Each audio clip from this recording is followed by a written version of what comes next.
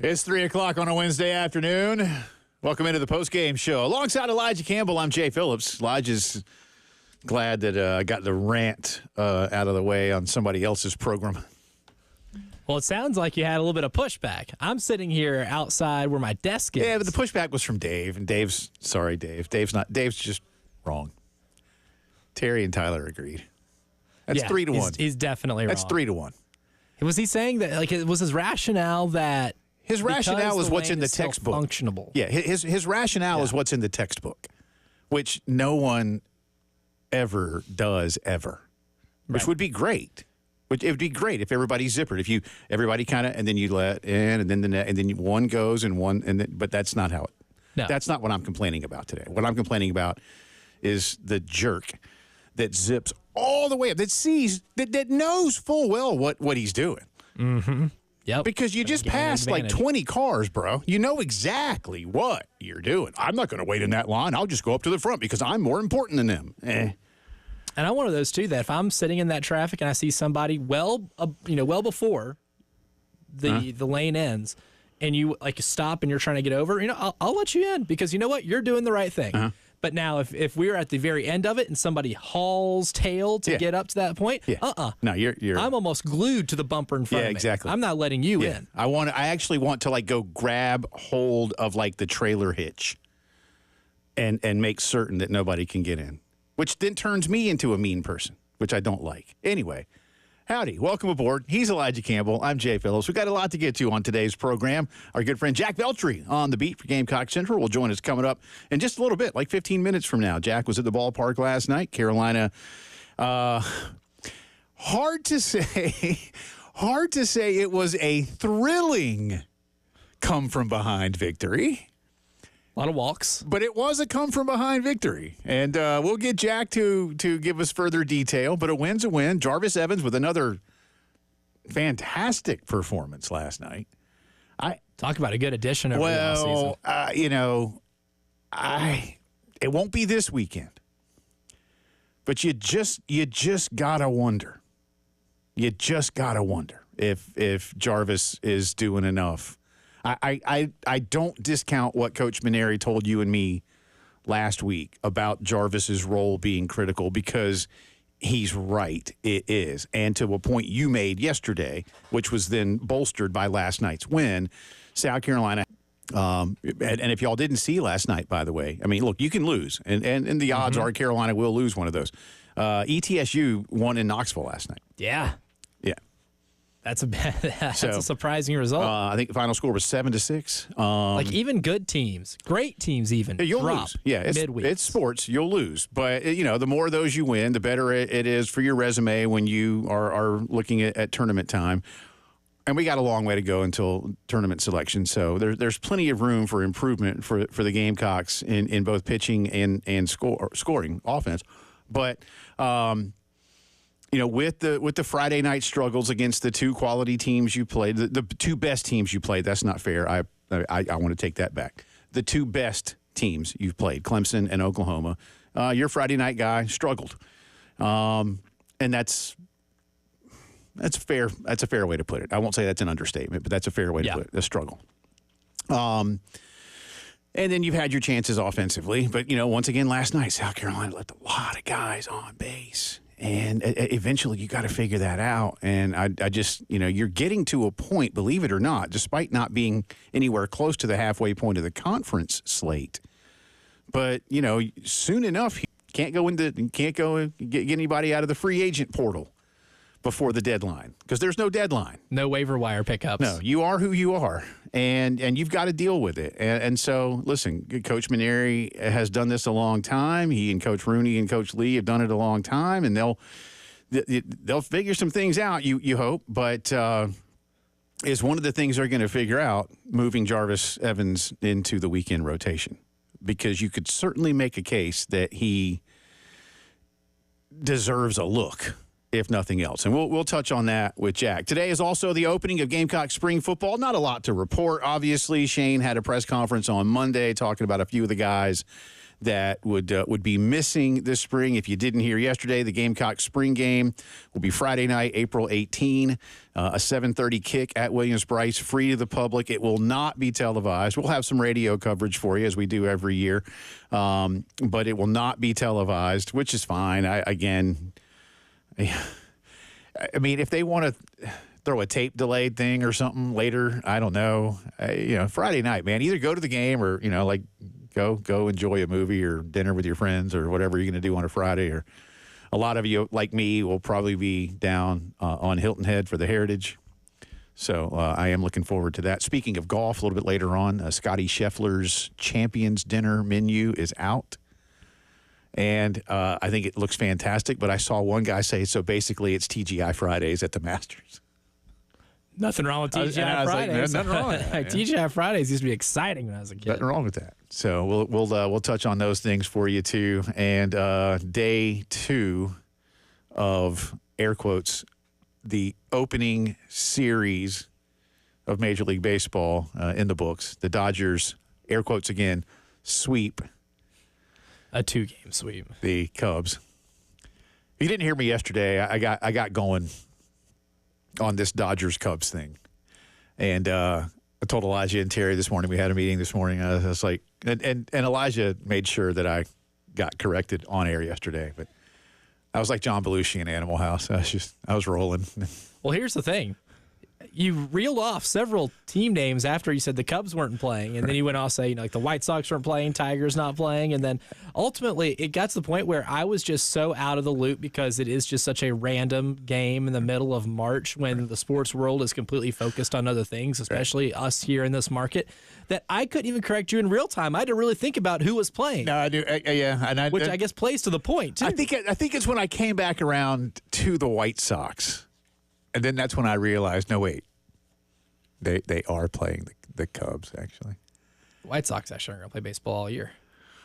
Well, they'll field a team. They'll field a team. Yeah, they'll field a team. But are they playing baseball? They'll probably play up to 162 games, but that's a fair point.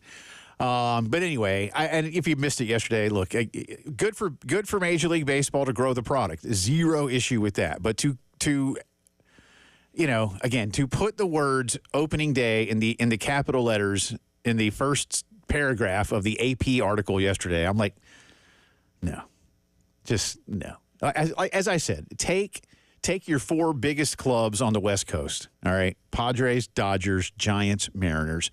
Send them to Japan for a 1-week spring training mini. And how just absurd it would be to it is. Fly there, play a game, fly back. Well, that's why I say, send them, I don't know, again, send the Dodgers and Padres to open in Japan. You send them a couple days in advance. Again, they do a PR blitz. They play 3 baseball games in fantastic facilities. Mm-hmm. That they have a day to decompress a little bit. You put them back on the plane.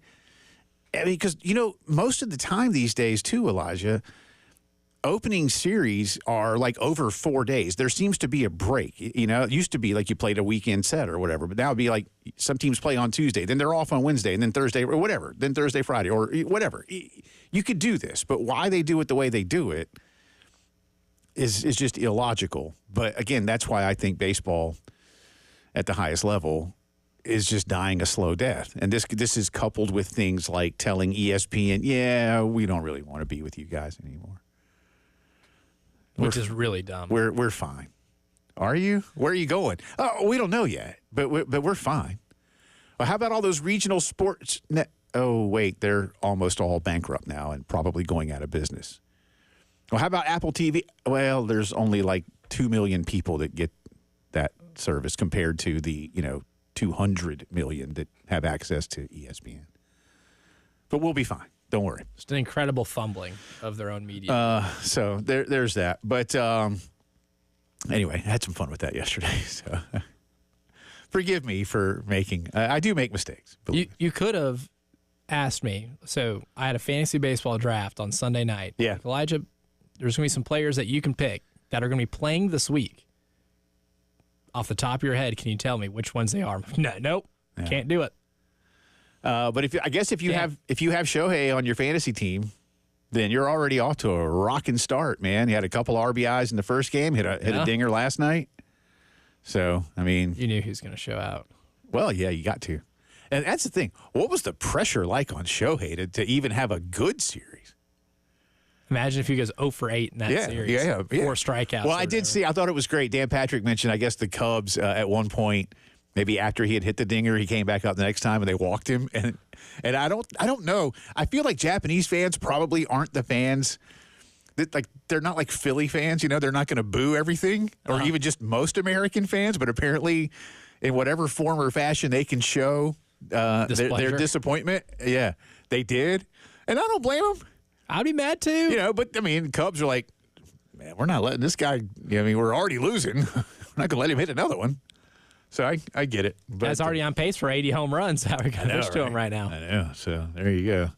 But we'll touch on a few baseball things with Jack, some football stuff too. Brad Muller will join us coming up in about an hour's time. Do Dawn Staley's women's basketball players have a chip on their shoulder? Was it placed upon their shoulder by the committee? Do they care? Brad's been around them as they get ready for Friday's tourney opener against Tennessee Tech. We'll touch on that and more with the voice of Carolina women's basketball. Got a few other interesting NFL talking points to get to. And I really want to talk about both of them. So we'll get into that for you coming up in just a little bit, too. Headlines of the day, drive around the SEC. I'm already basically 0 for 2 in the NCAA men's basketball tournament bracket because both teams that I picked last night lost. That St. Francis-Alabama State game was awesome. That's what it's all about. The North Carolina-San Diego State game was not, unless you like North Carolina. Yeah, then it was fantastic. Then it was awesome. Yeah. But since I didn't care, and I had picked San Diego State, I picked them because I thought they were, you know, they're both of them are veteran tournament teams. But I was just like, sure, San Diego State. It was supposedly an even matchup. But in judging by the pace of play and the score, I would tell you that it was not. No. No. San Diego State just can't score. That's kind of Dude, San Diego State was out of it. I think the score was like 13-3, and I think basically the game was over. Oh, yeah. That's a team that is not built to erase deficits. Yeah. So, and then Chapel Hill just said, you know what? We'll make it even worse.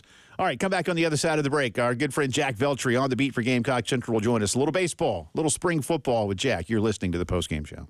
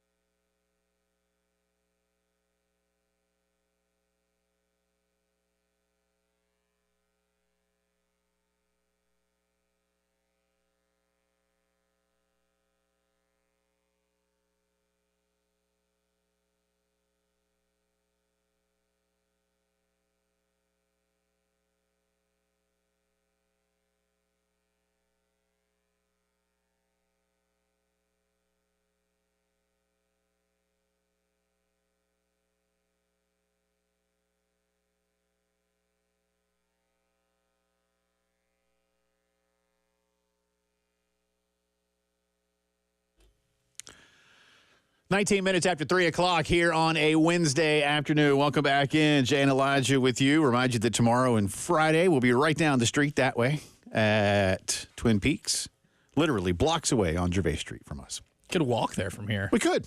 Probably just about a, 5-minute walk maybe? If that. Yeah. Depends on how quickly we're going. Like last year, I remember parking my car here and just walking. Yeah, smart. Although there's plenty of parking over there usually. There is. I think I drove the station truck. Jeannie and I were at an event at the university and then packed it up, drove there, did the show, and then she took the truck back here and I just walked. Oh, that's good. If you need a ride tomorrow, let me know. In the meantime, or maybe Jack can come get you. He lives right down that way, I think. He could. Yeah. He could. He's right down the road. That's right. Jack Veltri on the beat for Gamecock Central. You don't mind being Elijah's Uber if he needs it, right? Or like a Uber. You could just kind of, give it a different name. Honestly, I'll bring my my horse carriage and Yes. I'll pick you guys up on the way. So, yeah, look, it's not a far walk over to Twin Peaks, but yeah, we got options to make it good. Just make sure to give me a good Uber rating. That would be That's ideal. right. 5-star. Yeah, 5-star. always 5-star. All wins are good wins, Jack, and all runs count the same when somebody touches home plate. But that's one of your more unconventional ways to come back last night. A couple of runs with all the 2 outs that are walked in, and then the go-ahead and ultimate winning run for Carolina last night comes in on a balk. But I know Coach Maneri and the guys will take it, yeah? Yeah, no, most definitely. You take wins as you get them. Last night was definitely not a pretty one, at least from an offensive perspective, where you just couldn't seem to really hit with runners on base or runners in scoring position at all. And, for most of the night, I think through the first 6 innings, I thought the plate approach just wasn't very, very good at all. A lot of early in the count swings, putting the ball in play. And, yes, they hit some balls hard and they couldn't find holes. That's common, but I think for South Carolina, it's just they weren't working the count at all. And, Paul Maneri has come out publicly many times before and said how he just doesn't like to walk. He'd rather be aggressive at the plate. And I think that's what we've been seeing from South Carolina. But when you're only scoring 1 run through those 6 innings, it's just obviously not working. Then the 7th, with some of these pitchers and midweeks and stuff, they're not always going to have the best command. And that's what we saw there in that inning where South Carolina got those 3 runs. They were starting to work the count, making the guy try to throw strikes when he just continued to throw balls. And sometimes that's what you have to do to win, and that's what we saw last night. But definitely a strange way to win the game where you have the go-ahead run, score on a balk of all things. Very rare. Very rare. But what's not very rare, Jack, is Jarvis Evans getting a start in the midweek and helping you win a baseball game. Went 6 last night, 5 strikeouts, 2 walks. As really impressed here in these midweek starts. And I know next midweek is North Carolina. Probably a really good guy to start in that game. But after that, or maybe a weekend role, something we could possibly see Jarvis Evans moving into, considering how well he's pitched in this spot? It's definitely possible, Elijah. I think the thing with him is that I would expect him to start in that midweek game against North Carolina, and that's going to probably be his biggest challenge in a midweek start so far this year, because North Carolina is one of the the ranked top 25 teams in the country. It's in Charlotte, so it's going to be a real challenge for him. It kind of almost sets up like an audition, if you will, for a weekend spot. Though I think he's done enough on his own already to warrant earning a weekend start at some point down the road. I think it's going to be very interesting to pay attention to what Brandon Stone does this weekend, because obviously he struggled a little bit in his last outing against Oklahoma, making his first start. And before that, Matthew Becker had been struggling in the weekend rotation and honestly has struggled in the bullpen a little bit recently. So I feel like the things are kind of set up for Evans to eventually take over a starting spot, given the way he's pitched, and then maybe just put Stone or Becker in that midweek rotation spot just for the time being. But again, if Stone goes out and pitches well this weekend, I think it's hard to take him out of the rotation. Same with Eskew and McCoy. They've both pitched very well. But at some point, I think you got to give Evans a chance to see what he can do in the weekend spot, especially if he pitches well in a potential start against North Carolina next Tuesday. Yeah, I agree. I think maybe you let him go against the Heels and then see what happens. Obviously, he wouldn't start against Tennessee the following weekend, but then maybe, Jack, I agree with you. Maybe at that point he's done enough to give Coach Maneri and Coach Rooney something to think about. Jack Veltri with us on the beat, covering the Gamecocks. Gamecocks beat the Cougars of Charleston last night, 4-3 final score. You alluded to it earlier. Elijah and I did at the top of the program. A lot of guys left on base again last night. 9 of them, Jack. That's 188 runners left on base through 22 baseball games. That in and of itself might not tell a really big story, but against the better competition the Gamecocks have seen, it has been a thing. Next week against Tennessee, if my math is right, give or take, they'll hit the halfway point of the full schedule. It's beginning to look like this is who South Carolina is. What more are you hearing about tweaks to the batting order, finding ways to not have as many ducks left on the pond? I think we're seeing a lineup that, I thought maybe it would be a little bit different. But considering, I think at this point, like you said, we're getting into not even that. We're almost near the halfway point in the season already. It's like flying by. But you're seeing a team that's very much Ethan Petrie, Nathan Hall, and then everyone else. And that's, in theory, I don't think that's necessarily ideal because you would like a lineup from top to bottom that can hit. But the fact of the matter is, I mean, even when Petrie and Hall aren't on their A game, which most times they are, it's hard to produce runs with this lineup. I mean, the fact of the matter is they just cannot do enough consistently. Now, I like what I'm seeing with KJ Scobie in the 4-hole behind Petrie. I think he provides a nice thump there. Getting Kennedy Jones back in the lineup, putting him 5th, I think is ideal. And then I like a little bit of what we're seeing at the bottom of the order with Jordan Carrion and Henry Kazmar. I know Henry didn't have a good game last night, but honestly, I think those two, what they showed me over the weekend against Oklahoma, you can win games with those guys in the middle of your infield, especially since they've been pretty good defensively, minus a few plays here and there. But, yeah, man, it's like South Carolina, their offense is not going to wow you by any means. They're going to have to find ways to win a lot of low-scoring games, in my opinion. But we've seen it already. I mean, against Oklahoma on Saturday, they had the 11 runs, and they've shown that they can score at will. But there are other games, like you go back to 2 weeks ago against Morehead State, they won a 1-0 game. So, yeah, we'll see what happens with the offense. And I think these next 7 games here are really going to tell you a lot about where this team is at in general. Yeah, Jack, you kind of touched on a player I think is really the biggest X factor for this team right now, and that's Henry Kazmar. That if they can get him hitting to where he's getting on base pretty consistently, I think that just unlocks so much of the rest of your lineup. And that's a guy that this coaching staff, rightfully so, being really high on at the beginning of the season. He's had his ups and downs, and like you mentioned, another off night last night, struck out twice. But what maybe gives you hope or signs of hope that Kazmar can have that positive regression to the mean of over what we've seen in his career at Ohio State? Well, his first weekend of SEC play, he had 6 hits, I believe, and I think he's shown at times this year that he can be a good hitter. I think that the main thing for him is that, I was listening to you guys talk to, I think, Stuart Lake maybe last week. I think Stuart brought up a good point that Henry, maybe was trying to swing for a little bit more power at the beginning of the year, and that's not necessarily the hitter that I see in him. I see a guy that is much more of a contact bat. He can put the ball in play. He's going to get on base. He'll show off a little bit of speed. That's what I see out of him, and I think that series against Oklahoma, we saw that, and I think that is the just mentality you have to have as a hitter in his position is, hey, you're not going to be counted on to hit 3-run homers with 2 guys on base. You don't have to be Ethan Petrie there's only one Ethan Petrie and there's only one Kennedy Jones and Nathan Hall. You don't have to be those guys. Just do the little things that are going to help this team win baseball games, and the rest should take care of itself.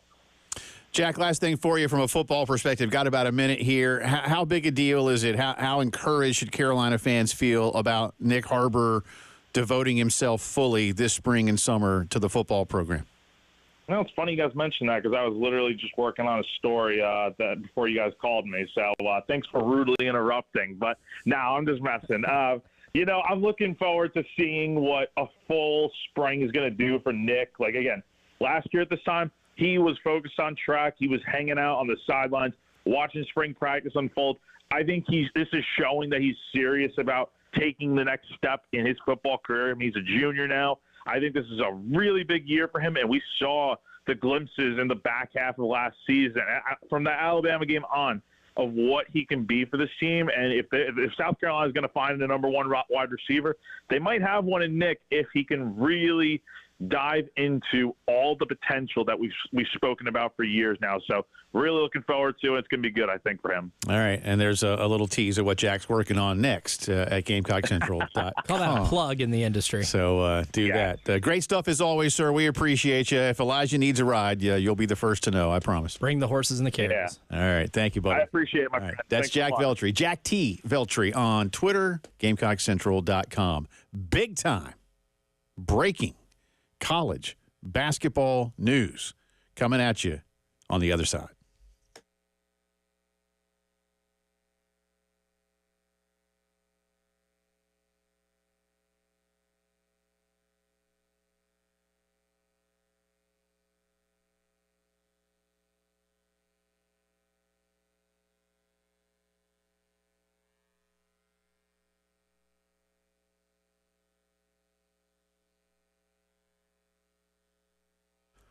Integrated Media, the best in home theater. Listen, this time of year, this month is, for some across our great nation, their favorite sports month of the year. Certainly one of the top 2 or 3, I think. How you watching all the college basketball action, all right? How you watching the start of baseball, whether it's college or professional, or anything else you like to do this time of year? Do it all better with Integrated Media. Starting a home theater from the ground up, 803-948-8327. One of the great pros, Dave and the crew, will come out to your house, walk around with you about what you want. Tell them what you want, and tell them where you want to set it up. Make sure everything is done properly. I mean, even things like the angle of the television based on windows and just things you might not think about right away. Love your setup? Want to go next level with today's equipment? They can do that for you too, and so much more. Just call them, see what they can do. You'll love it, I promise. 803-948-8327. The best in home theater is Integrated Media.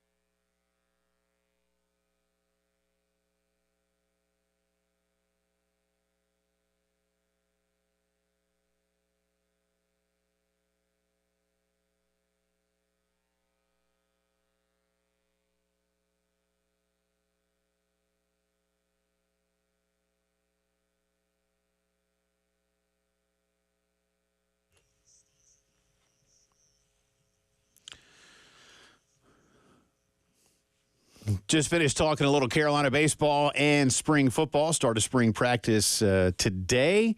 Gamecock baseball winning last night. But as I told you going in, we have got big-time breaking basketball news.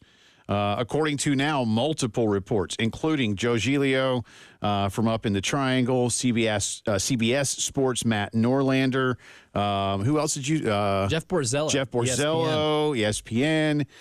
Will Wade, the former LSU coach, the current McNeese State head coach, will be the new head coach at NC State. You may say to yourself, Jay, doesn't his team have a game this week? And isn't that game, coincidentally enough, against his alma mater, Clemson University? Yes. It is. Thank you for asking. In terms of the move, zero surprise. No. In terms of it being announced today, pretty big surprise. If Rare. only because this doesn't typically happen. You sit on it. But it's interesting. And you hit me earlier today with a tweet that, and you followed it up in the text to me and said, I appreciate the honesty. Will Wade was directly asked a question today about the interest in the NC State job, the two-way street, their interest in him and vice versa. Yes. And he basically said, yeah, I'm interested, and we've been talking, and my guys on my team know it. We have an open dialogue about these things. I'm paraphrasing a lot, but I'm honest with my kids. They understand what's up. Yeah, this is the John Fanta tweet from earlier today. Will Wade on rumors of other schools contacting him. Quote, I lay it all out there to my players. My players have laid it all out there to me. We are transparent. We've shared it all with each other, end quote. And then on if he's talked with NC State about their head coaching vacancy, just quote, yes. Yeah. So they talk about it. It's refreshing. And look, does it make me have any more respect for Will Wade? I'm not the biggest Will Wade fan. I understand that some people do not care that he broke the specific rules that he broke at LSU.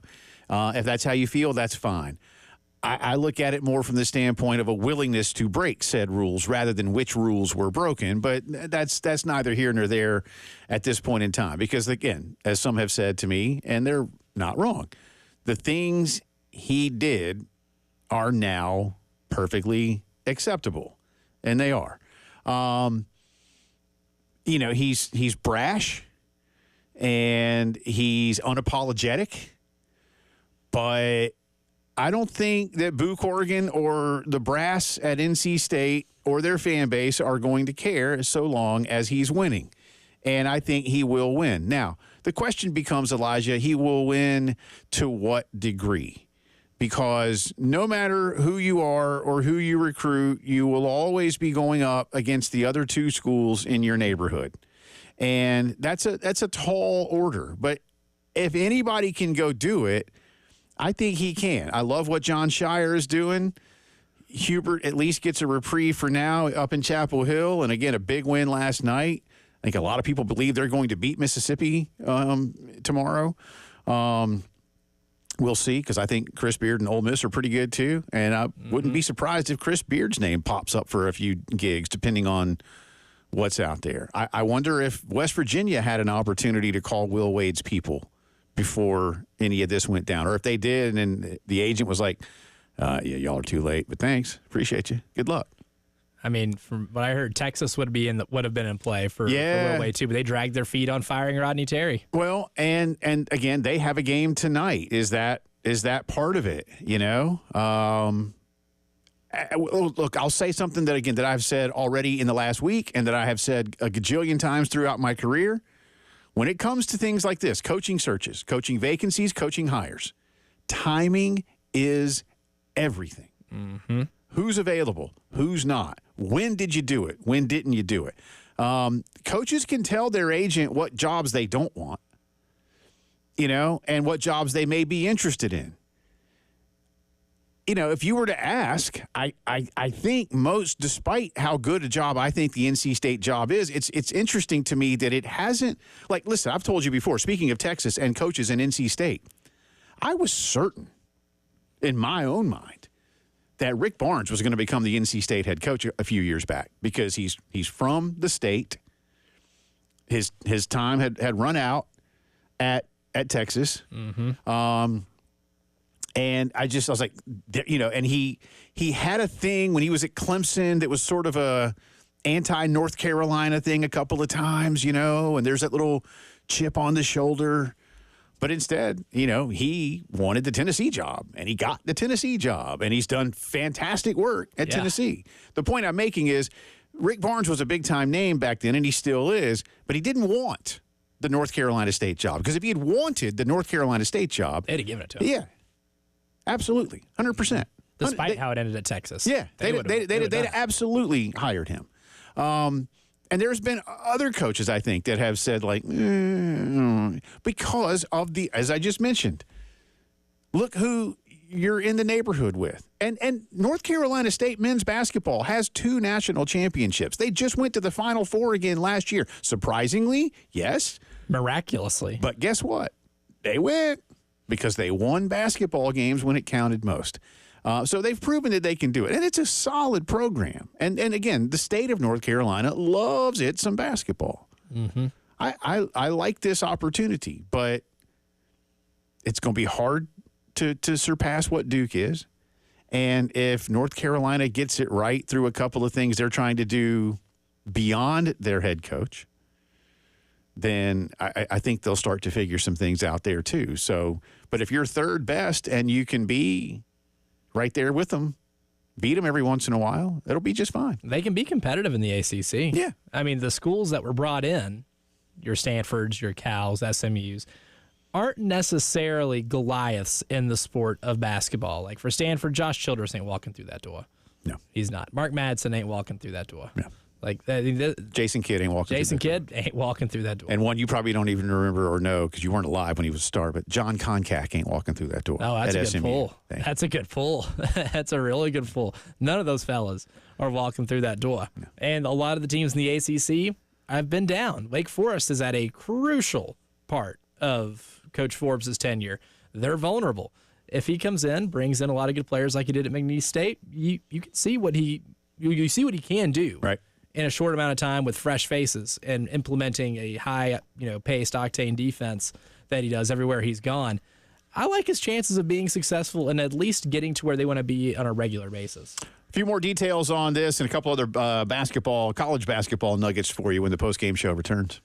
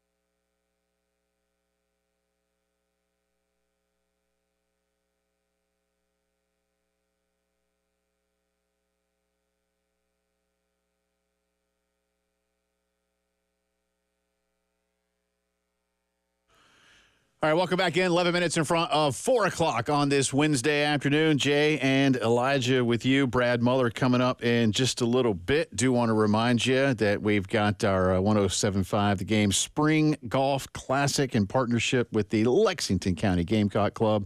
It's next Friday, the 28th, at Charwood. 803-755-2000 to book your team. The Par 5 Golf Ball Cannon, which, again, don't let Gunner anywhere near it. We'll also be giving away a pair of baseball and football season tickets. I think the other day when I was talking about this, I left out the word season for some reason, which was probably bad on my part. Oh, that's quite the change there. Yeah. So that's season tickets are a big deal. Season tickets. And you got Alabama, Oklahoma, and Clemson coming to Columbia next year, amongst others. That rules. Plus, Alex English is going to be out there hanging out for a bit. 803-755-2000 to participate with us at Charwood next Friday, the 28th, the Spring Golf Classic. Again, just tuning in, breaking news confirmed now across multiple outlets, especially outlets up in the Triangle. Will Wade, currently of McNeese State, will be the new head basketball coach at NC State. He's 42 years old. He's been a head coach for 11 seasons. He's been to the NCAA Tournament 9 times. Yeah. I think the 2 misses were at LSU, right? The 2 misses, only one miss at LSU. Okay, that was only his one at first LSU. year. He Okay. missed twice when he was at Chattanooga. Okay. So 2 years at Chattanooga. One was a 22-win season at Chattanooga. So Chattanooga, Virginia Commonwealth, LSU, McNeese, now NC State. Again, good luck. You want to win the ACC, and I think they ultimately can. Duke obviously is Duke. North Carolina is still very good. In fact, Elijah and I were just looking it up. North Carolina, the 11 seed who rolled over fellow 11 San Diego State in the play-in game last night, is actually a betting favorite and a computer favorite to win. Wrong team favored. Yeah, the EBPI does not agree, nor does the, Elijah Sportsbook. Yeah, I think people forget how good Ole Miss was this year. That was a really good team. Yeah. They got beaten up in that conference because that's a really good league, but they beat a lot of really good teams, too. One of the things I'm looking at here from the NC State on 3 site, the Wolfpacker, Noah Fleischman makes a point, too, about Ryan Odom having been at least a contender. Have they finalized him at Virginia as of yet? Are we still waiting on that? I mean, do we know what Ryan Odom's going to do? That one's not official. Not done? But from what I've been told, that one is a very strong connection, which, think about how funny this is, and I didn't really realize it till the other day. Imagine telling a Virginia fan, like not 10 years ago. When was that? When was the year they got beat? 2017? Or 18? 18, I think. Yeah, 18. Imagine telling a Virginia fan in 2018 The guy that beat that your next full-time head coach is the guy that just beat you with the Retrievers. When is this? VCU plays BYU. Is that tomorrow or Friday, Elijah? That game is. I used to have the entire schedule in front of me. I think it's Thursday. Yeah, Thursday. So tomorrow. That might be the game of the first round, for being honest with ourselves. BYU's pretty good. VCU's good. Both teams are really good. I got VCU. Whoever wins, I got them losing to Wisconsin. I had BYU beating VCU, but I got Wisconsin moving on over Montana. Oh, I got VCU in the Elite Eight. That's one of my spicy ones. Okay. There's some juice to that. I love this VCU team. Man. I love this VCU team. I guess I gotta be honest, man. I'm both I did a women's bracket today, or I put it out there. I wrote these down yesterday, but Michigan is like my own, and I have Michigan in the championship game. That's a good spicy one. Yeah, I have Michigan in the championship game. But as I told you, I like Dusty Rhodes, Springfield, May, and I think he's a good coach. He is a very good coach. I don't know that those are his 2 higher. middle names, but it's fun for me to say. We can speculate. No one has told me otherwise. I mean, he's about the right age for his yeah. parents to have been big fans of both Dusty Springfield and Dusty Rhodes. And it does sound like a clashing of 2 different, parental interests. It is, man. One loves wrestling, the other loves music, and then you just combine it all into one name. Why not?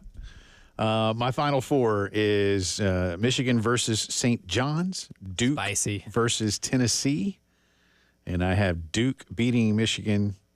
In fact, I have a score here. You want to hear it? Oh, I'd love to hear 81 to 75. Okay.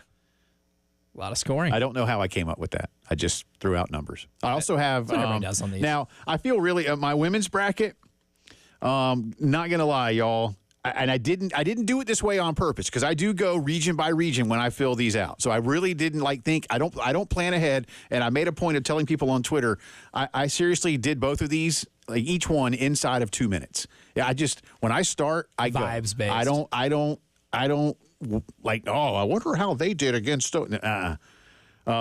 but I am like mega chalk in the women's tournament, man. I got all ones. Women's tournament's the one to go chalky. Yeah, and it's always the one to go chalky. I got Carolina beating Southern Cal 65-58.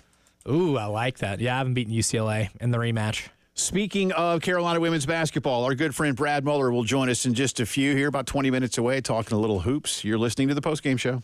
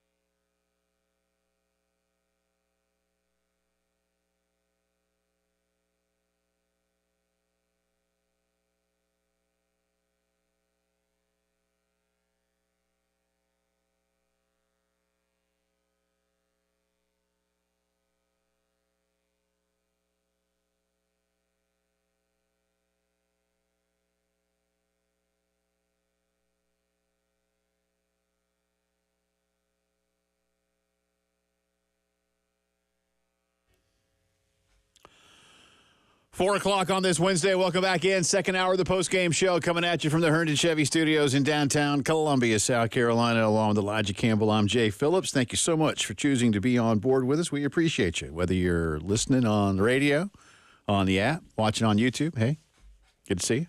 Hi, Mom. Yeah? How's Mom? She's good? She's watching us right now at the Charlotte airport, waiting to catch a flight. Why is she not at that Bojangles? That's a really good question. I mean, come on. You got time to kill. Hit up that Bojangles. I don't want to talk about Bojangles because then I'll just start talking about Bojangles. Then I'm going to get hungry. Yeah. And I'm already a little hungry. Yeah, I don't want to do that right. That's going to be a mistake. That's not a knock on Bojangles. That's actually a Mistake. compliment to Bojangles, and I need to Yes. just put you to the side. Yes. Or else that's going to dominate our thoughts. Yeah. It'll be hard to do like the rest of the show. I do like Bojangles, though. It's delicious. Bowberry biscuit is, man, that is to die for.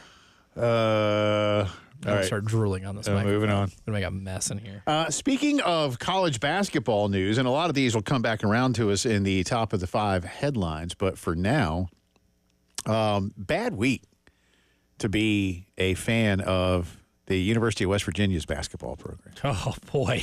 I don't know if it could have been a worse week. If y'all haven't seen this yet, by now most of you know certainly that, however you view NCAA tournament snubs, West Virginia got snubbed right now in favor of either North Carolina or San Diego State or Texas or Xavier. WVU got left out. And then today we find out that West Virginia head coach Darian DeVries, who's only been in Morgantown for a season. I don't think he's even been in the house there A for year. a full Yeah, season. not a year. Right. Not a year. Will be the new head coach at Indiana, a 6-year deal. Here's the thing. Let me get to this number here. Total buyout, $6.15 million. That's $4.6 million from his contract, in addition to other expenses, including basically having to pay West Virginia back for buying him out of his contract at Drake, where he was very successful. Double buyout. He was at Drake for 6 years, took them to 3 NCAAs, won 150 games, won a couple of regular season championships and conference championships. He was on Dana Altman's staff for years at Creighton, and I Good like disciple. Dana. All-timer. Yeah, and then I guess stayed at Creighton, right, when Dana went to Oregon, because Dana's been at Oregon now a long time. Yeah, for a while. Yeah. And then coached with Greg McDermott at Creighton. Look, it's Indiana. I get it. And it is, I suppose, Elijah, it is a better job. But the West Virginia basketball job is a good job. Bob Huggins turned that into a really good job. And I know Huggins went to West Virginia, and that was a big deal to them. You know, Rich Rod is back as football coach, and he went there too. And I get that it's a big deal. If you can get somebody who's successful and went to your school, it's great. So what you're saying is they're bringing him back. Yeah, well, I doubt that. I don't think that's going to happen. Nope, that ship has sailed. But that's why I asked you earlier, and I didn't even, people probably were like, well, Jay, why would you say West Virginia if the job's not open? But it is. I just didn't get to that part of the story yet. How much better is the Indiana job? That's my question. And I suppose that's a subjective question. I mean, In 2025, I actually think it's one of those overrated jobs in college basketball. it's just, is Indiana basketball Nebraska football? Yes. Yeah? It is absolutely Nebraska football. These two are the same. It's like that Office meme where it's like corporate wants us to know the difference between these two pictures. And It's a picture of a Nebraska football helmet and Indiana basketball. They're the same picture. It's the exact same thing. There is so much expectation for a program that hasn't done anything worthwhile in decades. Tom Crean had them to one really good run where they end up losing to a Kentucky team they beat in the regular season. This is a program that keeps stumbling over itself, and a fan base that will not let things develop, are historically impatient, And it got to the point now where I don't even know how you're going to get transfer players to get there, considering how much of a nightmare that fan base has made life for Omar Ballo and a lot of those Indiana players. A nightmare for those guys. It is toxic, radioactive, and I don't know if Darren DeVries is the answer. I'd also like to know, going back, what didn't the brass at Indiana like about Steve Alford to never bring him back? One of Bob Knight's best players, local hero, and a successful coach at a couple of different schools. Well, isn't that the most Indiana and Bob Knight thing ever, is to get Steve Alford and just dump all over him despite how good he is? For those who have read the book Season on the Brink, you know how he treated Steve Alford. Yeah, I think the university kind of followed Bobby's footsteps on that one. Maybe so. That poor guy. Again, is DeVries the answer? I don't know. Is anyone the answer? Yeah. It's an even bigger question. Right. And on that note, because, again, they have their guy now, but one of the names that had been floated and looked like it was at or certainly near the top of the list was Brad Brownell. And reports emerging today that Brad and his agent are working with Graham Neff and Clemson on an extension and a raise.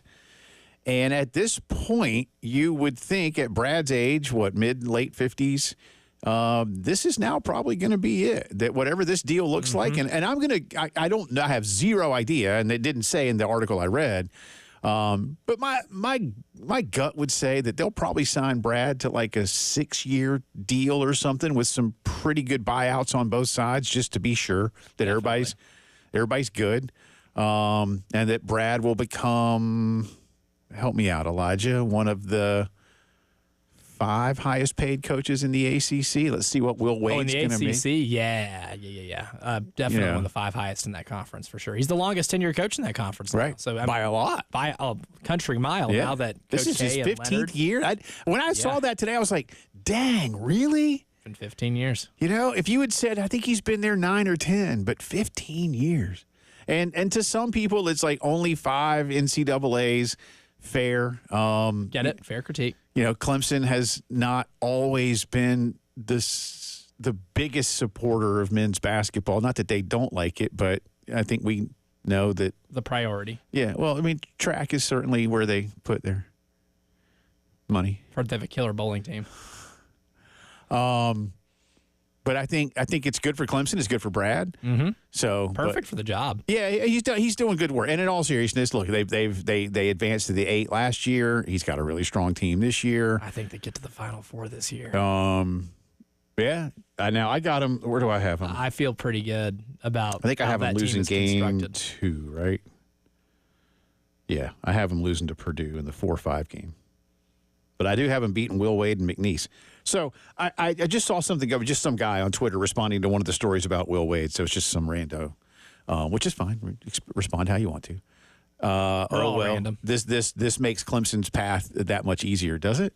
Again, I wonder if Will doesn't fire these kids up on let's go out in a blaze of glory kind of a thing. Well, because I think those players also know they're gone after this year. A lot of them are out of eligibility after this year. And a lot of them have raised their profile enough to where they're going to get absolutely gutted in the transfer portal. All these guys know it's the last hurrah. How many of them are going with Will to Raleigh? I'm willing to bet a few of them are. That's the thing. Look what Cal did. He took 3, right? Yeah. I think they do. I think he does something very, very similar. And that's a really good McNeese State team. I think the reason Clemson beats them by 15 points is because Clemson's just really good. They're better, McNeese State, they're just a better basketball team. And that being said, McNeese State's good. I thought their team last year was better than this year. I've watched. You'd be surprised. I actually watched about 4 or 5 of their games this year in the Southland Conference, and they go through stretches, man, where they just don't score. Did I see? It's strange. Hang on. Was he 36-2 in conference games? Yep. No, I think it was 1 loss last year, 1 loss this year. Good gracious. Dominated the Southland. Dominated. They were the schoolyard bullies of that conference. And they weren't prior. No. Oh, no. Just going to take a look at, McNeese State's records throughout the year. Well, anyway. Throughout the years. There's there's some basketball news for you. So as Elijah and I were talking earlier, if you missed it, Ryan Odom at VCU appears to be in line to take over at Virginia, but VCU plays BYU tomorrow. So, season over, we find out this weekend. Season not over, we find out next week potentially. We'll see how far the Rams can go. That's a solid program that a bunch of coaches have taken to the NCAA tournament. And they put a lot of support into it at VCU. And again, West Virginia is now open. Yep. And that's a great basketball conference. A fan base that really does care. They do. It's a good, again, I think that's a really solid basketball job. It is, man. I think that's a really good job in a really good league. It's hard to rank the gigs of the Big 12 after Kansas. I mean, Houston right now, I think, is the program of the conference. Kansas, historically, of course. K-State has its moments. Oklahoma State has its moments. Utah has its moments. Arizona's very good. But West Virginia can hold their own, man. Iowa State is very good. I mean, it's just like in football. Baylor has won a title. I mean, it's a good league, man. Mm-hmm. It's a really Texas good Tech league. went to a title game. I mean, every program has something to hang a hat on. Well, and every coach, Texas Tech's gone through a few coaches in the last couple of years. I think the only one that doesn't have anything to really hang their hat on is like Arizona State. Oh, because, and they're never getting rid of Bobby Hurley. So the next guy that goes there is going to get all the time in the world. I mean, even when James Harden was at Arizona State, they weren't really that good. No, they weren't fantastic. I mean, they were all right, but... Yeah, they had James Harden. They had James Harden. And he scored a lot of points. Yeah. But they weren't in the Big 12 then. So. They were not. It's even worse now. Yeah. All right. So there you go. There's some of the things going on around basketball. Again, first four play-in games, whatever you want to call it. Officially, the first four continues tonight. Mount St. Mary's versus American, followed by Texas and Xavier. And the women's first four begins tonight, too. We'll get you some more details on that. Speaking of women's basketball, timeout here. Brad Muller, the voice of Carolina women's basketball on the other side. Is there a chip, a boulder even, on the shoulders of Carolina women's basketball after not being named number one overall in this tournament? We'll get into that and more with Mr. Muller when the postgame show rolls on.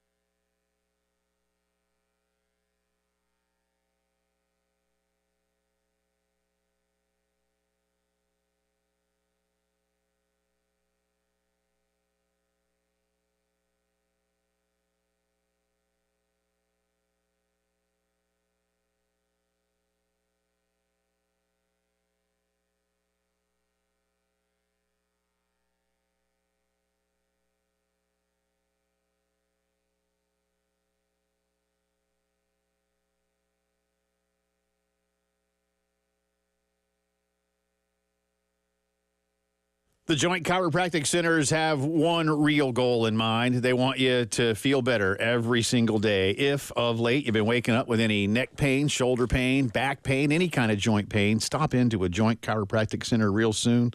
Start feeling better. Never been? Have some questions for just $29. You get a consultation, an exam, and a chiropractic adjustment. And whether you're a first-timer or a regular, you never need an appointment, and you never have to worry about insurance. FSA and HSA approved as well.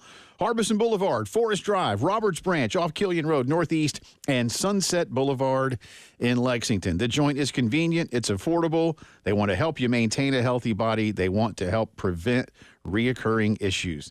And chiropractic care can do a lot of that. Tell them we sent you in and find out how much better you can feel. Remember, at The Joint, you don't have to feel bad to feel better.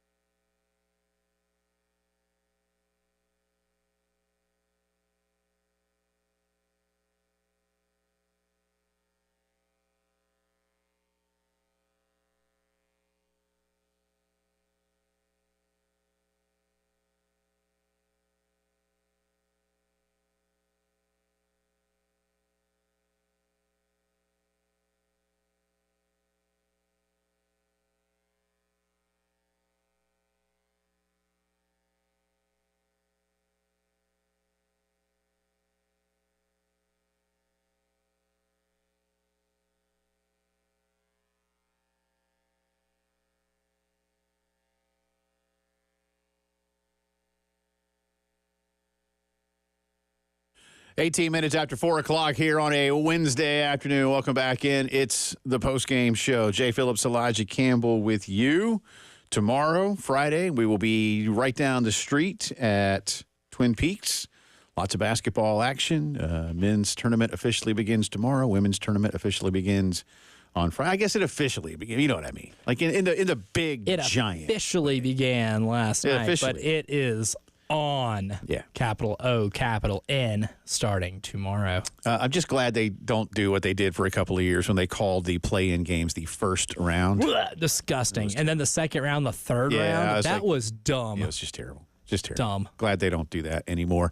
And also right down the street on Friday, Brad Muller will be back in action, as will the Gamecock women's basketball team as they take on Tennessee Tech in their opener at CLA, and then get the winner, if they do what they need to do, Brad, the winner of Indiana and Utah. How are you, sir? Excited for another run through the tournament? Yeah, absolutely. I mean, this is the best time of year. It's just fun to see. To think about what can be, and excited to see, what we got 10 SEC teams in it just to see where everybody goes. It's going to be a lot of fun to watch. All right, so let's start with some big picture stuff, and I'm going to hit you here with a couple of things. First off, no Gamecocks on the first, second, or third team AP All-America lists. In and of itself, because of how Dawn rotates players, not a giant surprise, but maybe a little bit of one, because there have certainly been some All-Americans coming off of these rosters.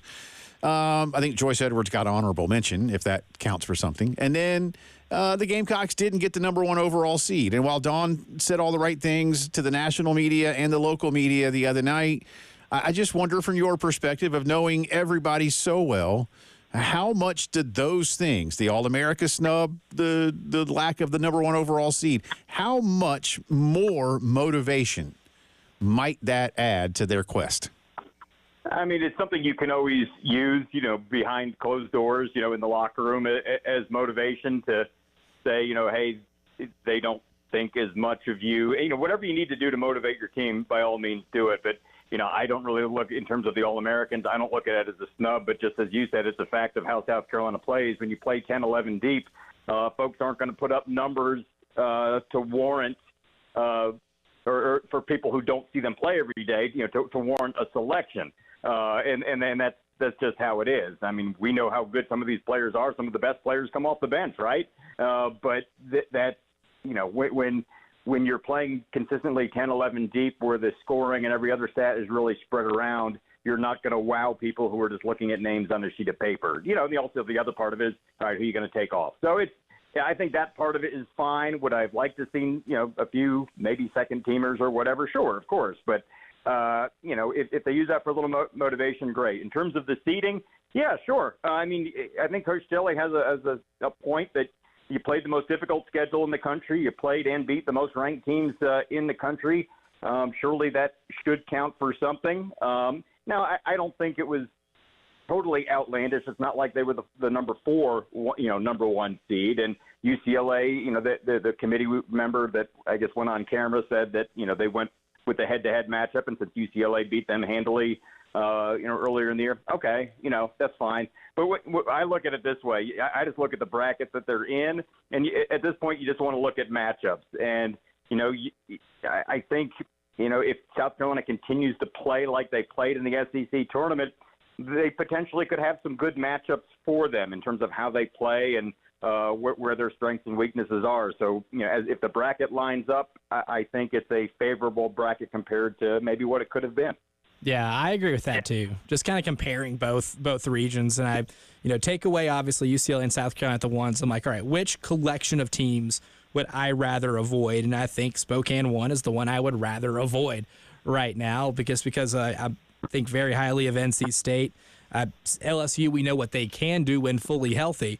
I wouldn't want to touch some of that there. Baylor, I think, is a real dark horse in that bracket too. But looking at South Carolina's, I really don't see a ton of threatening matchups. I know Duke's really good, and I'm really high on Duke, but I think that regular season matchup earlier, we could see that unfolding the same way. But when you look at this region top to bottom, is there a team where you're kind of thinking, ooh, I kind of hope South Carolina does not run into this team? Not so much that, but, when you look at a lot of the teams that are the favorites in South Carolina's bracket, it's a lot of guard-heavy teams, which not saying that, they're not capable of beating South Carolina, because certainly are. There's a lot of talent that is spread out. But you would rather have that than play a team that has, 2 or 3 6'5" and 6'6" post players that have given you trouble a little bit this year. There are teams right away that you could potentially see in the second round. I mean, you look at Indiana, the team that South Carolina beat in the Sweet 16 last year by 4. They looked to have it in hand, had about a 20-point lead, and then Indiana shot about 56% in the second half and made it a one-possession game. And I think Raven hit a big 3 late, if I remember it, and Gamecocks ended up winning by 4. So there are good teams. Alabama's a really good team. We beat them down in Tuscaloosa. They were without their best player. Barker was not in that game. So, they're probably motivated as well. Vanderbilt, we've seen twice. We saw them come back a little bit on us, obviously in that SEC tournament game, and that's a team on a mission as well. Again, a very guard-heavy team, but they've got a unique skill set with 2 players averaging better than 20 points per game. So there's some really fun matchups. Duke, obviously, is the 2 seed. We saw them and beat the Blue Devils earlier this year. They're a really good team. I think what a lot of the teams in South Carolina's bracket have in common is in terms of, for most of these teams, their best players are guards, which usually is good for South Carolina because they have a ton of guards. Talking to Brad Muller, Carolina and Tennessee Tech get the NCAA tournament started down at CLA on Friday afternoon. Should Carolina pass that first test, as Brad just alluded to, the winner of Indiana-Utah would await on Sunday at CLA, and then the Gamecocks, again, winning that one, head over to Birmingham. That's certainly the goal. Brad, I'm not going to sit here and say, hey, well, don't make tweaks, changes, whatever else. Yeah, we know what the lineup looks like this year. We know what the rotation looks like this year. But maybe from a more historical perspective, from your vantage point, what are little things, what are subtle things that Dawn and the staff may do come tournament time when it comes to the utilization of certain players or certain roles? Well, I think there's always the individual challenges to players, like whatever was said to, Sanaya Fagan down the stretch of the regular season and the SEC tournament, pull out that speech again because it was the best she played in her career on both ends of the floor. Same with Chloe Kitts. It's something clicked for Chloe Kitts.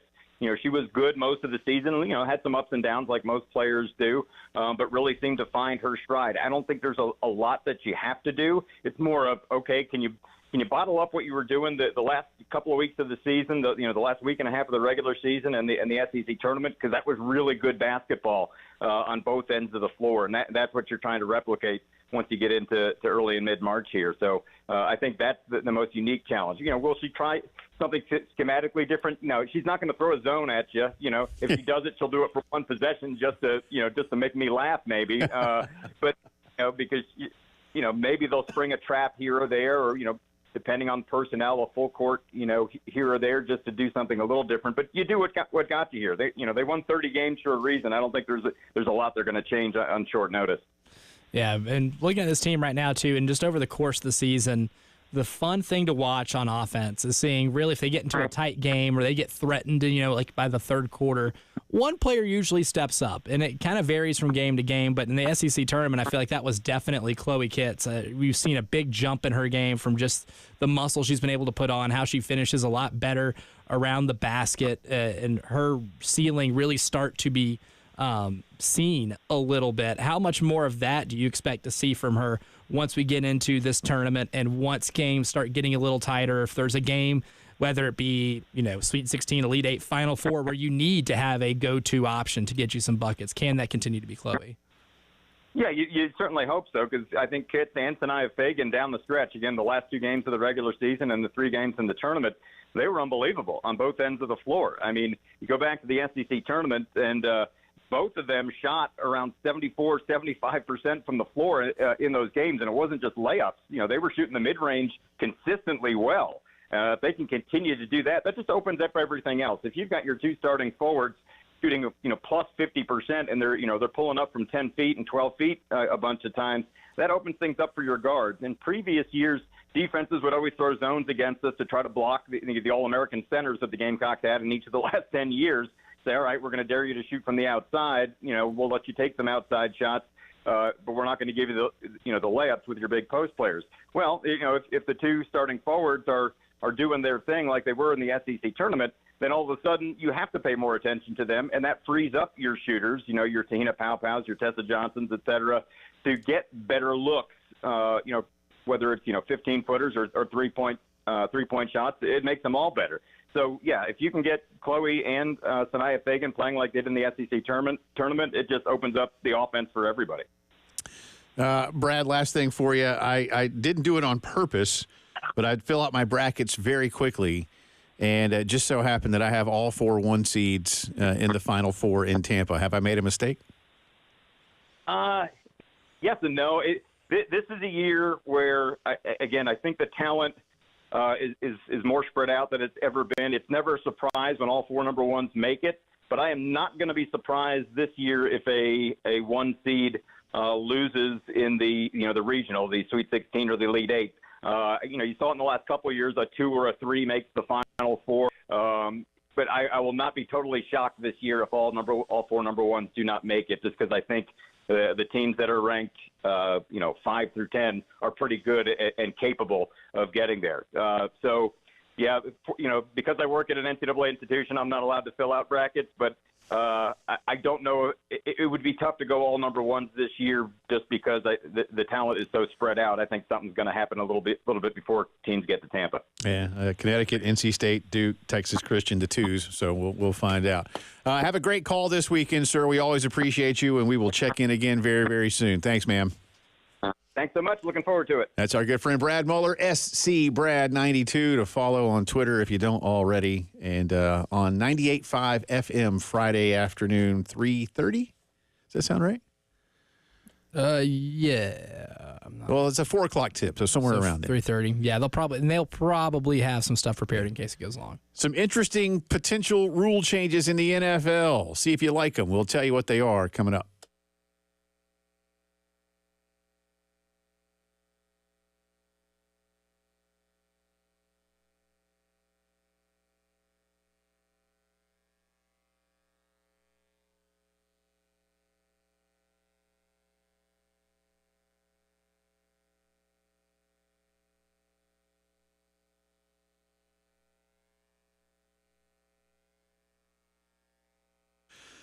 Palmetto Citizens Federal Credit Union, ready to help you and your family with any and all of your banking needs. And when I say family, listen, you may be the primary person when it comes to the family's finances, but if you've got some younger folks that are ready to start learning about all that, you can encourage them to save. Stop by and see what they can do for you. Palmetto Citizens, whether it's you, anybody else, will reward you for certain levels of saving. That's a good thing, right? You can check out all the different options they've got for you at palmettocitizens.org. Maybe you're ready to do some remodeling around the house. Home equity line of credit, got some great rates. We know the rate environment these days across the country is interesting. So Palmetto Citizens helping you do it with lower rates and fewer fees than the big banks. So if you need something done around the house, hey, check them out. Credit cards, same thing, car loans, student loans, whatever you've got. Checking, savings, they're ready to help you out. My wife and I are members. We love them. 14 locations across the Midlands. PalmettoCitizens.org.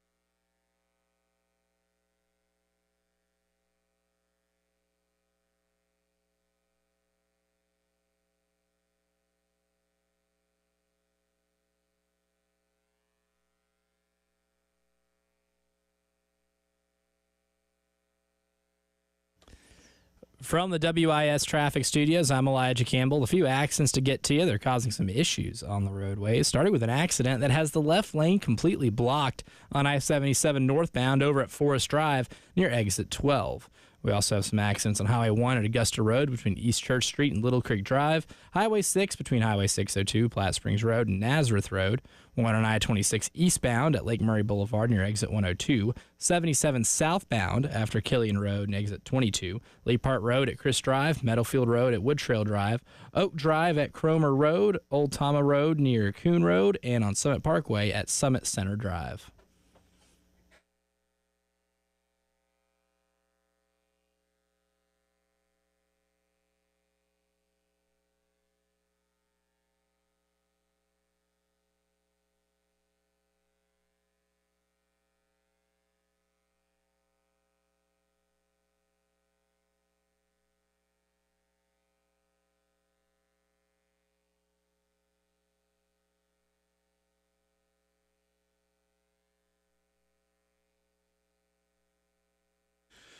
Talking a little NFL now as the offseason rolls on. Owners' meetings will begin in about a week and a half, and they've got a bunch of things that they're going to be voting on.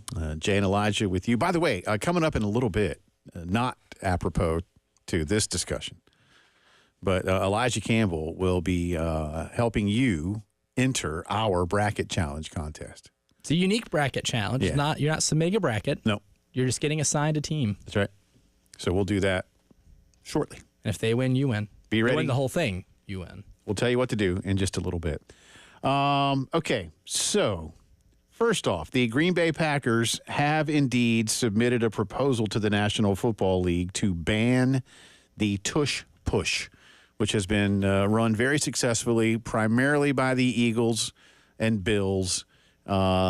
And then some other teams have done it every once in a while, but not a lot of teams utilize it beyond Philly and Buffalo. And Philly uses it more than Buffalo.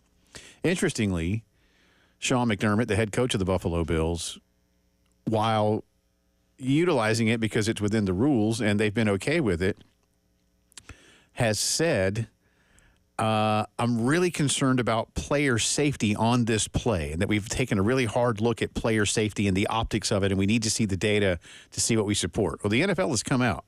And do you know how many, Elijah Campbell, do you know how, I'm going to give you an over-under. Okay. Oh, I love a good over-under. Do you know how many plays have been reported to the NFL when the tush push has been run that have had injury as a direct cause of the tush push? The over-under is 1/2 play. Ooh, I'm going to hit the under. The under is correct. Because there have been 0. no reports of injury directly related to the tush push. None.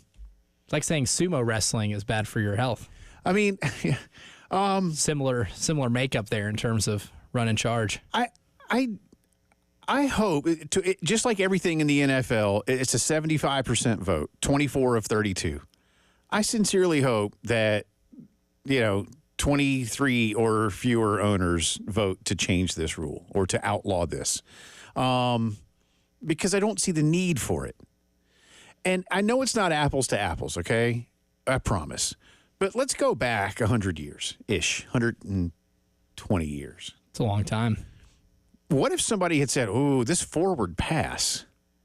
I don't know. I mean, if you got a boy running downfield, and somebody comes across real fast and hits him when he could get hurt.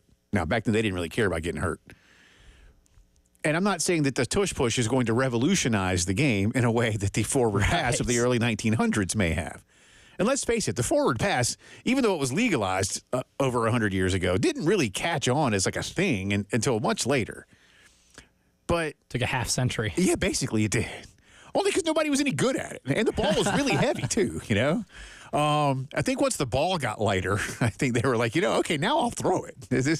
When the thing was like a medicine ball, I can't throw it more than a Hail Mary is 20 or 30 down the yards, field. man. You couldn't chuck that thing. So again, it's not apples to apples, and I'm being a little facetious when I say that. But look, I guess the point I'm going to make is, or let's put it in a more realistic sense. If nobody was stopping the forward pass, would they have wanted to outlaw it? If a guy was so fast, he was just getting open all the time, and you couldn't stop it. Well, No, I think it's because teams can't stop it.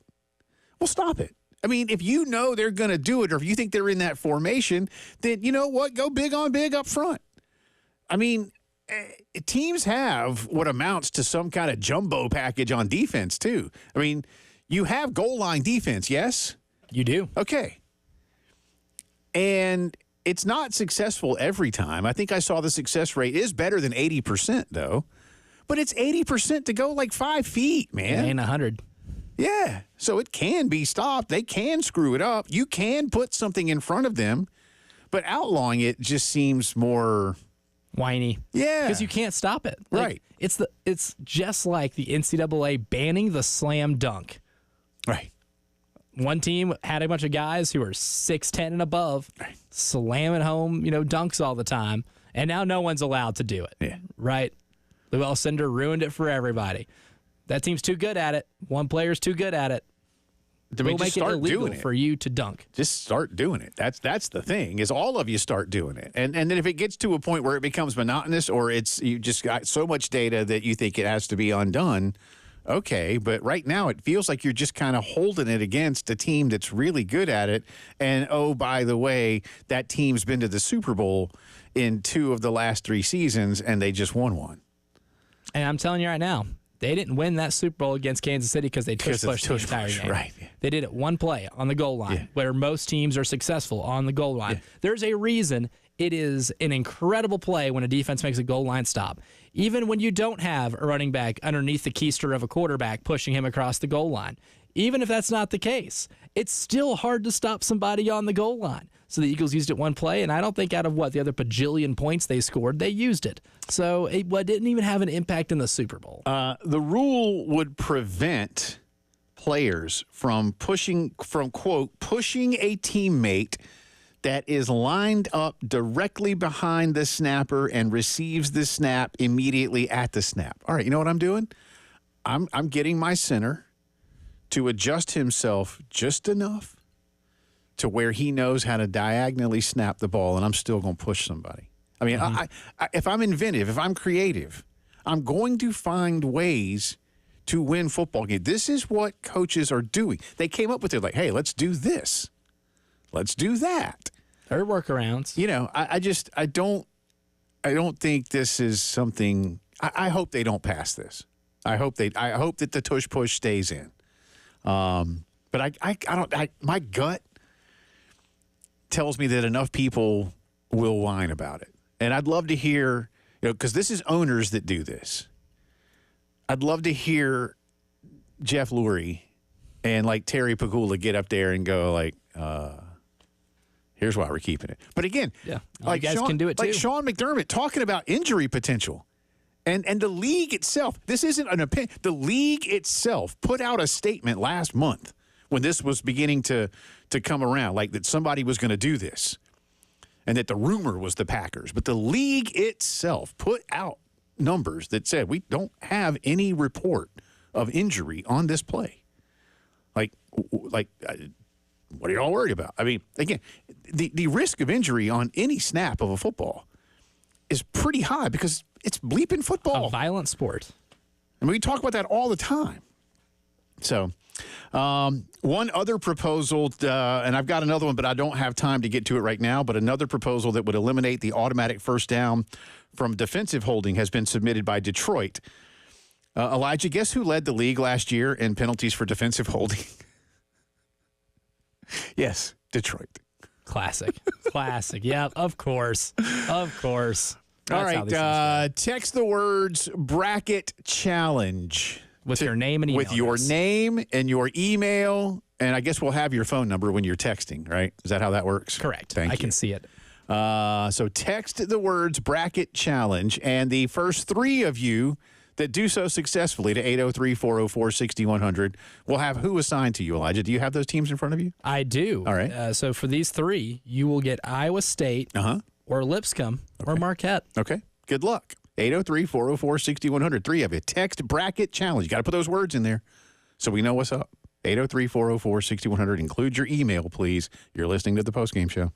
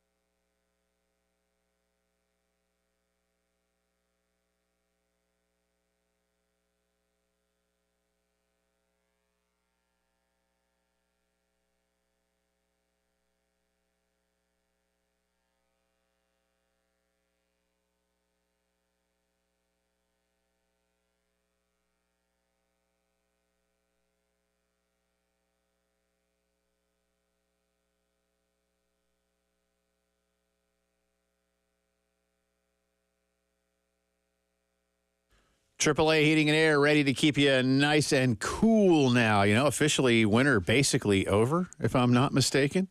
So time for you to start thinking about the hot temperatures across Columbia. I mean, it's 81 degrees today, all right? 803-677-1500. If you're a little uncertain about your system's capabilities, might be a good time to get a full system inspection. The folks at AAA can do that for you. Don't find any problems? Hey, thumbs up. You're good to go. If they do, true transparency pricing lets you know exactly what's wrong, exactly what it'll cost to get fixed. And if it's time for something brand new, terrific opportunity for you with guaranteed financing, $1,500 rebate, 15-year parts and labor guarantee, no payments or interest for a full year. Roy and Dana Finley want to make sure you and your family are comfortable for many, many years to come. That's what they've done for me. They'll do it for you. 803-677-1500, AAA Heating and Air.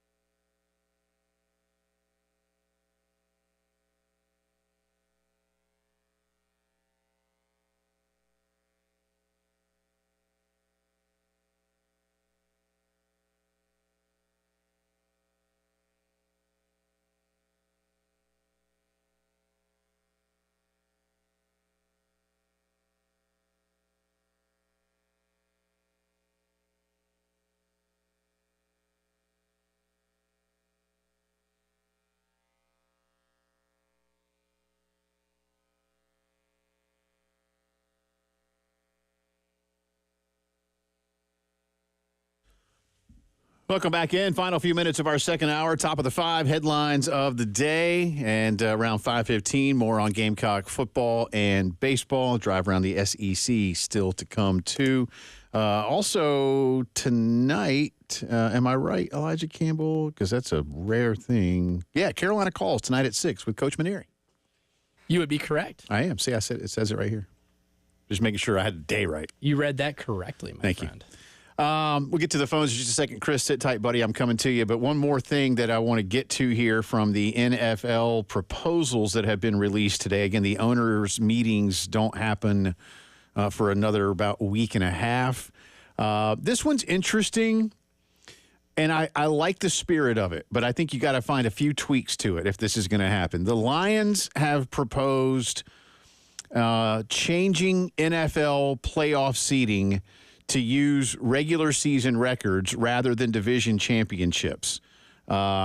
Says Kevin Seifert of ESPN, under the proposal, the division winner with the conference's best record would still receive the number 1 overall seed. But after that, teams would be stacked by records regardless of whether they won their divisions or received wild card berths.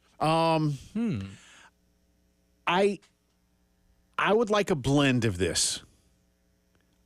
I think that the NFL is going look, the NFL is staying with divisions because, like the divisions don't, unless I'm wrong, Elijah, divisions don't matter anymore in the NBA, do they? Nope. Okay.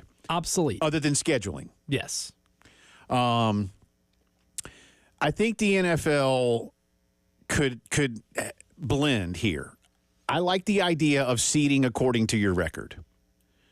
But I don't think the owners will vote to eliminate potential division winners from the playoffs. So I think now, because again, like the owners of the NFC South, now that's just 4 of them, I get it, but none of them are going to vote to change this because the other year they had benefit from it. Yeah, they had a losing record team win that division, right? Didn't somebody go 8-9, or at least 9-8, maybe? Anyway, yeah, they've had a few. Yeah, they've had and I think there's some others that could, I don't think they'll vote for that. But would they vote for reseeding? So in other words, take the 4 division winners, and you'll have 3 wild cards. And the wild cards, of course, like last year, it was interesting and somewhat coincidental. But last year in the playoffs, you had a couple of divisions have 3 teams each. The AFC West had 3 teams go to the playoffs. The NFC North had 3 teams go to the playoffs. So again, I could see from a record perspective, the owners might go, "Yeah, I'd like the potential to have a home game because right now you win your division, you also get a home game. That's a pretty big plus. It's a big plus. That's a money plus. But did you right there? Too. But did you earn it based on your record? That's kind of what. And it's interesting that of all the teams, the Lions are the ones now proposing this. Like, man, what a corner they've turned. But I'd like a blend. I'd like a blend. Division winners, you're guaranteed a playoff spot. I don't really have a problem with that. Yeah, it's something to play for. Absolutely. And you still got to go win a bunch of games outside your especially the NFC South. That gives all those teams a way to get in. In the grand scheme, let's face it, as much as divisional play matters in terms of rivalry and fan support and things like that, especially like the NFC East and stuff and the AFC North, you still got to go play now 11 other games. And you got to win the bulk of them. Matter equally. Yeah. So let's do both. Let's do both. That's what I'm for. Yeah. Certainly. I'm all for that. But because I wouldn't want to see a division winner get left out. Otherwise, what's the point? Let's just scrap divisions. And can you really imagine the NFC East ownerships wanting to scrap divisions? That's become like hate. Yeah. Oh, absolutely. Every one of those teams hates the other team. And those make great Sunday night football games. Yeah. And I think almost the same thing. Maybe not that nobody hates the Browns. I think people just feel sorry for the Browns these days, but. Especially fans still love to pile on. Yeah, they do. There's a historical sense there. So we'll see. All right, Chris, I will get to you coming up in a bit, buddy, and we'll give you another chance to enter our bracket challenge next hour, too. We got a busy final hour of the program. Headlines of the day are next.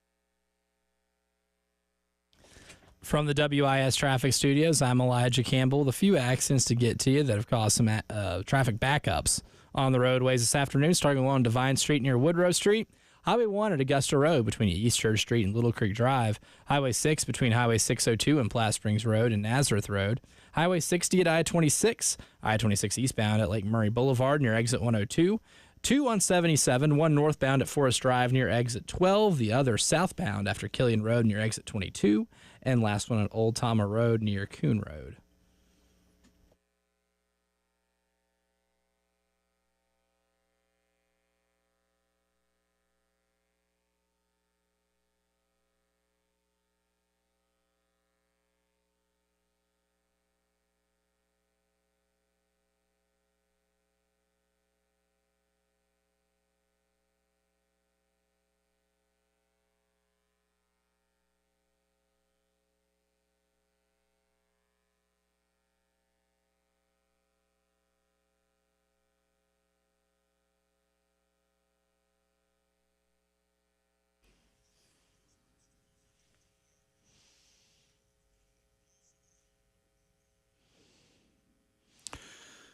It is 5 o'clock news time on this Wednesday. Welcome back in. Also, the final hour of the postgame show. Alongside Elijah Campbell, I'm Jay Phillips. Thank you so much for being with us. We start with South Carolina baseball. Coach Paul Maneri's Gamecocks back to winning ways last night after the disappointment of losing in extra innings Sunday afternoon to Oklahoma.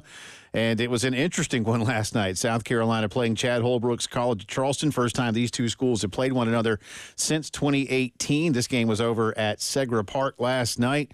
Good outing yet again for South Carolina starting pitcher Jarvis Evans. The junior went 6 innings, 5 hits, just 1 earned run, 5 strikeouts, and 2 walks. He threw 84 pitches, and quite honestly, behind him, Zach Russell did not get the job done. He did not record an out, gave up 2 runs in the 7th, and that put Charleston ahead of the Gamecocks 3-1. Then in the bottom of the 7th inning with 2 outs and the bases loaded, Charleston walked in 2 runs, and then the go-ahead and ultimate winning run was balked in. A game-winning balk. It may be a thriller to come back and win by 1, but it's not necessarily the ping of the bat that folks heard, but instead the umpire's making some decisions on ball 4 and a balk. Coach Paul Maneri said it's actually not the first time that's happened to his team. The regional championship in Eugene, Oregon, we won on a balk. Yeah, unbelievable. Almost a similar kind of play, actually. So that would make 2 in 40 years right there. Paul, how nice. By the way, Dylan Eskew's taking full credit for that, being the first base coach there. You know? John Hendry is out of town recruiting, and Dylan took over as our first base coach. His first game, we had a guy picked off first base, so I think, we got to give him credit, for this victory, because he made up for getting a guy picked off the last time he coached first. Way to go, SQ. That's good. And I'll give him credit for it. Hey, why not? Full credit. Why not? I used to love, by the way, quick aside, I used to love sitting when we were at the old Bombers games at old Cap City Stadium. We'd often sit in the picnic area, which was not too far from the infield, and just yell balk at everything we could, and have the guys in the opposing bullpen turn around like, it's not a balk.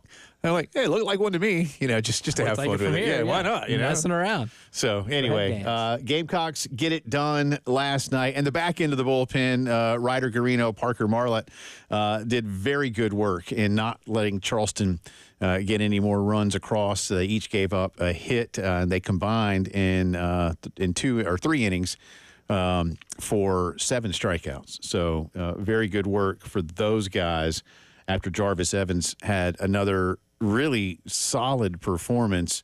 And Elijah, you and I were speaking with Jack Veltri earlier, and we've all, you and I have been talking about this on and off air a little bit the last couple of weeks.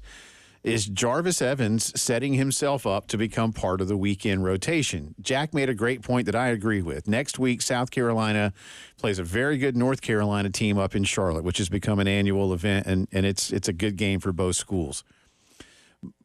Considering, even if this was a Tuesday, look, like if they wanted to start Jarvis this weekend, you could probably move up McCoy and Eskew to Friday, Saturday, and put Jarvis on Sunday. I'm not suggesting they do that, nor do I believe that Coach Maneri and Coach Rooney are going to do that. But you let Jarvis go against North Carolina next week on his regular schedule, and if he has another good outing, and you know, there's ways to label good outings for pitchers against certain teams.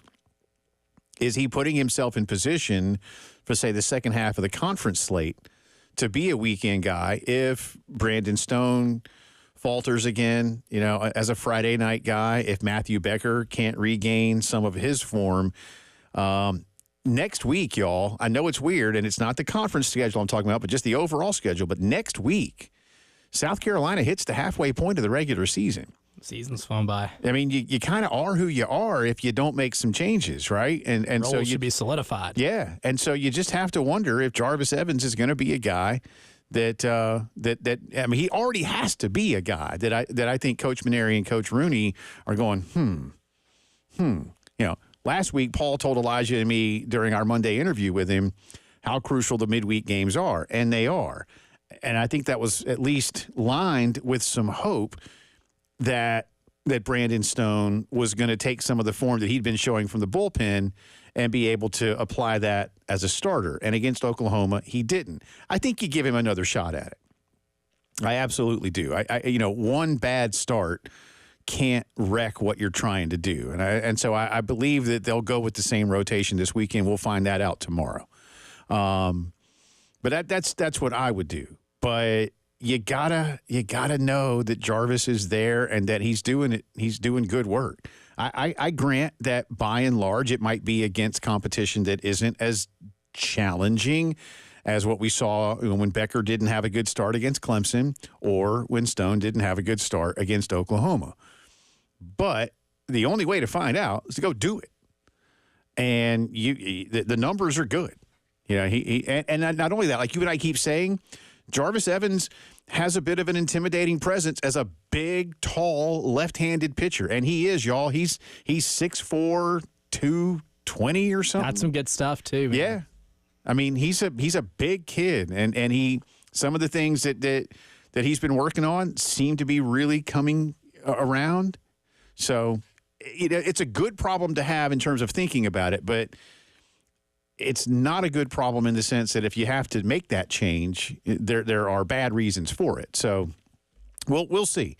But yeah, most importantly, no matter how you got it done last night, South Carolina needed to win. Because, again, the way they lost on Sunday was bad. It was 98% on them, if not 100% on them. trying to be kind. I'd put 100% on them, to be perfectly honest with you. But, you know, now you go to Arkansas, and then you get Tennessee to come here. For what it's worth, and I'll have more of this in the drive around, Tennessee lost last night to ETSU. And it shows you how tricky those midweek games can be. You know, sometimes you get beat. It's sports. Continuing and we'll have more, by the way, a couple of other good cuts from Coach Maneri on last night's win coming up for you in our 5:15 Gamecock segment. Meantime, lots of basketball news to get to. First off, the big story today, multiple sources in Raleigh and around the country all reporting that former LSU and current McNeese State head coach Will Wade will become the new head coach at NC State. The agreement has been reached in principle, according to multiple sources, including one of the best up there in the triangle, Joe Giglio. Who I would liken to, guys like David Cloninger and John Whittle in terms of his connections to what goes on up in Raleigh. Yes, Will Wade still has a game to play in the NCAA tournament with McNeese State. Interestingly enough, pure coincidence, Will Wade takes on his alma mater, the Clemson Tigers, and, could soon be going against them. There were even some who were speculating just a few days ago, Elijah, that if Brad Brownell, who was at the top of the list, or at least near the top of the list, and more on that in a second, for Indiana, that Will Wade could head back to Clemson, which would have been big for the Tigers. Mm-hmm. But NC State got out front of this one. Smartly. This was their guy. Because Texas was in the league, too. And I think, we don't have numbers yet, but my gut tells me Will Wade will vault right near the top of the highest paid coaches in the Atlantic Coast Conference. Yeah, I feel pretty confident with that. But that good coach wins everywhere. And to a point that we made a little bit earlier, Elijah sent me a text from the news conference that Will Wade was having ahead of the Clemson game, and he at the press conference, like, hey, I'm up front with my guys about what's going on. And then there was the question directly, have you talked with NC State? Yep. Or most coaches go, I don't talk about that. Or, hey, I love where I am. Or, hey, we've just got a job to do. Or, hey, I got a game to play. Straight up deny it, Yeah. man. Not Will Wade. Good for Will, team. if nothing else. So, again, while not officially reported by the school as of yet, probably out of respect for the game he has to play, Will Wade's going to be the new head coach at NC State. Meanwhile, as I mentioned, Indiana, there was speculation that Clemson's Brad Brownell, an Indiana native, not an IU grad, but an Indiana native, could have been in line to become the Hoosiers' next head coach. That will not happen because Indiana also moved very quickly to grab West Virginia head coach Darian DeVries, only with the Mountaineers for a season after a long and successful run at Drake and a long run as an assistant coach at a great basketball school like Creighton. So he will be moving straight in. And as you and I mentioned earlier, what a hard week to be a West Virginia basketball fan. You get snubbed and your coach decides to bolt. I think the only way it could be worse if you're a West Virginia fan is that the NCAA retroactively takes away the invitation to the NCAA tournament from North Carolina, but instead of giving it to you, they give it to Pitt. That's the only way it could get worse. The only way it could get worse. Coach DeVries heading on to Bloomington, and a very good job in the Big 12 with WVU is now open. Continuing with some college basketball news. Clemson, speaking of Brad Brownell, and again, they play McNeese tomorrow. Clemson and Brad Brownell are finalizing a new 6-year deal that will keep him in Clemson through the 2031 season. Basically, from what Pete Thamel is reporting, the deal itself has been agreed to by the coach and by Graham Neff, the athletics director. Graham now will submit this to Clemson's board for final approval. I'm going to go out on a limb and say they're going to go thumbs up on this one. Yeah, I have a hard time seeing that being turned down. He's done great work up there. And look, this is only their 5th appearance in the NCAA tournament in 15 seasons. Again, you and I were saying earlier, kind of marveling at that he's been there 15 years. Mm-hmm. But he has. But the last 2 years have been very successful in terms of what Clemson basketball has done. Elite 8 last year. We'll see this year. A lot of people think they're even better this season. A lot of people also have McNeese State upsetting them tomorrow in the brackets. That's a 5-12, yeah? It is. Yeah. It's a 5-12. So, people love 5-12s. Beware the 5-12. Yeah.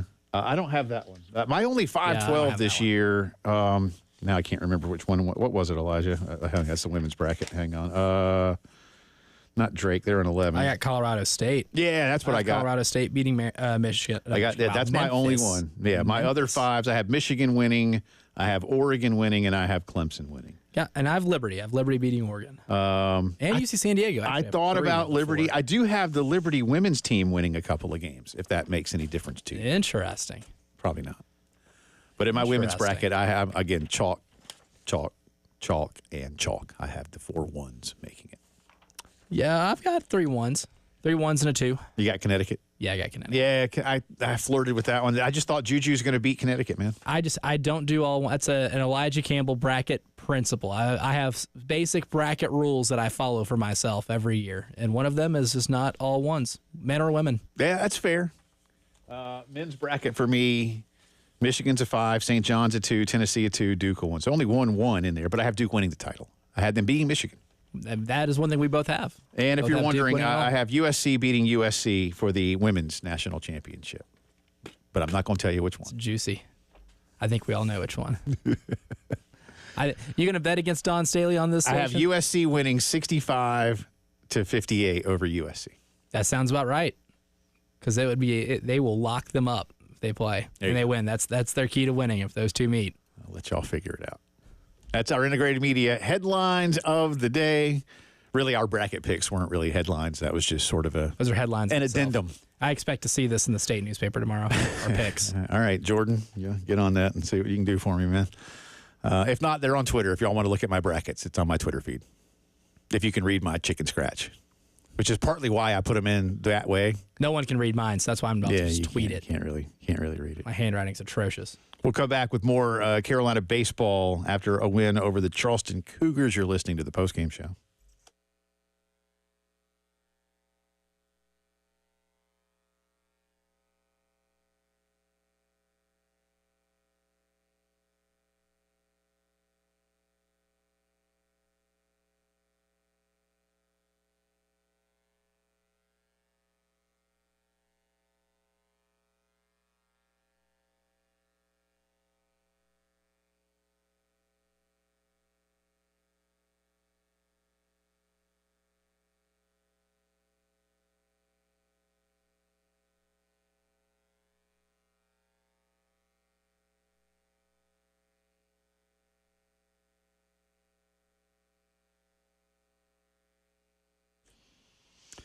All right, we found out today that at least for now, a lot of rates for borrowing should remain the same. So things a little bit steady. Might be a really good time for you and your family to check in on Palmetto Citizens Federal Credit Union's home equity line of credit. This is a 10-year draw. You've set up how much equity you've got to borrow against, and then you can do this with lower closing costs and application fees than you do with the big banks. All right, so that's more money that you're able to put to work at your house. Maybe it's time for an updated kitchen. Maybe you need an extra bathroom. Maybe it's time for a pool or a deck out back. When you unlock your home's equity, you can easily access that line of credit over a 10-year draw period to assist with all of your needs and goals. Apply at palmettocitizens.org or any of their 14 convenient Midlands locations. My wife and I are members. We love them. Check them out. That's Palmetto Citizens Federal Credit Union.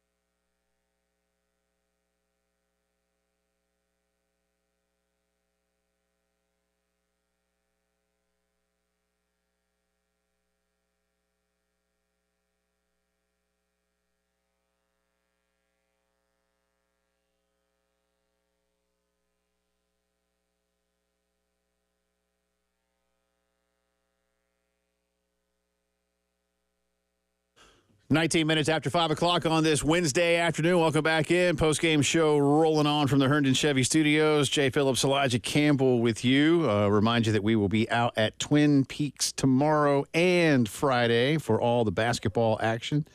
Looking forward to that. And tomorrow from 9 to noon, Gamecock Central taking over the Main Street Firehouse Subs right down there on campus. It's not technically on campus, but it basically is. I call that campus. Yeah, it's on campus. It is. It's on campus. It's just not really on campus, but it is. Not officially on campus. But I think it is. I count it. Sure. It's close enough for me. That's right. Twin Peaks not on campus, but very close. Yes. Not even unofficially on campus. No, it's off campus, but it's near campus. And then Friday on 98.5, we'll have Carolina women's basketball. Friday night, baseball back here. I say here on the radio, not here in Columbia. They'll be in Fayetteville, Arkansas. Correct. Not North Carolina. I'm just clearing everything up, aren't I? You are being very specific today. I'm confusing people and clearing up all at the same time. It's quite a conundrum. Yeah. Isn't it ironic how you can do both things and still not accomplish either? Are you like me in believing that the only thing ironic about the song, Isn't It Ironic by Alanis Morissette, is that there's no irony in any of the things she sings about? And that's why it is ironic. Do you think she did that on purpose? Yes. Do you? I do. Okay. Why else would you do it? I don't, because I don't know if she knows what irony is. Or maybe she does, and she has an advanced understanding. Maybe. That was the song that I remember we studied when I was like in the 8th grade to understand irony. Yeah. That was part of the lesson, and that was one of the questions Like posed. rain on your wedding day. Like, no, that's not ironic, man. It's just unfortunate. It's just a really unfortunate set of circumstances. It's not irony.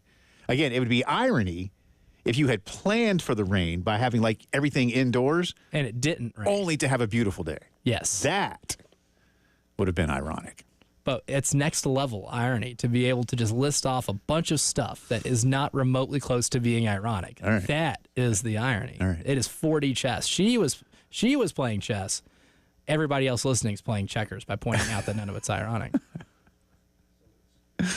That's probably true. All right, a couple of more things here from Coach Maneri. Again, not a gigantic problem that he and Coach Terry Rooney may have when it comes to starting pitching. Jarvis Evans with another strong performance last night. Cut number 7, please, Elijah. This is Coach Maneri after last night's 4-3 win, where, again, Jarvis went 6 innings, looked good. 5 strikeouts, only 1 run against Charleston.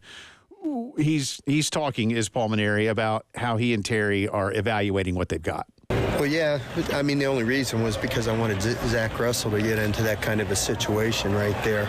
And, Garino's got a little more experience than Zach does. But I just wanted to start an inning fresh with Zach Russell instead of bringing him in the middle of the inning. So, unfortunately, he threw 2 great pitches, and he hung a slider. Then he threw a pickoff play away. Then he didn't cover first base. So it wasn't really one of his more stellar outings. But he'll learn from it because he's just a young kid, But the more times we can get him out there, the better off. But, the key to the game was when Garino came in after Palmer. And, boy, he saved the game for us, really. We're in the bases loaded, nobody out. Yeah. Struck out the side. So it kept us in the game, even though we were losing by 2 runs. And, we hit several balls pretty hard, but just right at people, And so we were having a little bit of misfortune and couldn't, get more runs. We got 1 clutch hit early in the game, didn't really get one after that. So I really didn't think we were going to score a lot of runs, so I felt like it was important we hold them right there. We even played infield in with the bases loaded, if I remember correctly. So, but Garino was awesome, and so was Marlott. But what can you say about Jarvis Evans? I mean, he gave us a chance again, like he's done every week. He was just tremendous. Yeah, again, I think Jarvis Evans is earning a lot of opportunity to be a weekend guy. We'll see how it goes this weekend and next before that decision's probably made. Speaking of Ryder Garino, here's a little bit more, and you'll like this from Paul Maneri on what Ryder looked like last night. He's a bulldog, man. Ryder is a kid I've liked a lot from the get-go, and he throws a lot of strikes. He's got good stuff. I think it's going to get better as he puts on some muscle and some strength as his body matures. But right now, he's a good pitcher, and I have a lot of confidence in him. And the only reason I really took him out when I did was because I want him to be available for this weekend. I didn't want to extend him too far. It's such a delicate thing. You don't want to look too far ahead and not control, the game that you're in, the present game. That's so unlike me to look ahead, But the reality is you got to have some arms when you're going to Arkansas. And, so Ryder will be available, and so will Parker. But I was really proud of Parker coming in and doing such a wonderful job tonight. 4 strikeouts and getting 5 outs for Ryder Garino last night. Parker Marlott earned a save. Garino got the win for South Carolina. And finally, one more here from Coach Cut 10, please, Elijah. How important, from Paul's perspective, was it for the Gamecocks to get that win before hitting the conference road? Yeah. I mean, I'm no dummy, okay? Well, I guess that's up for debate, actually. But,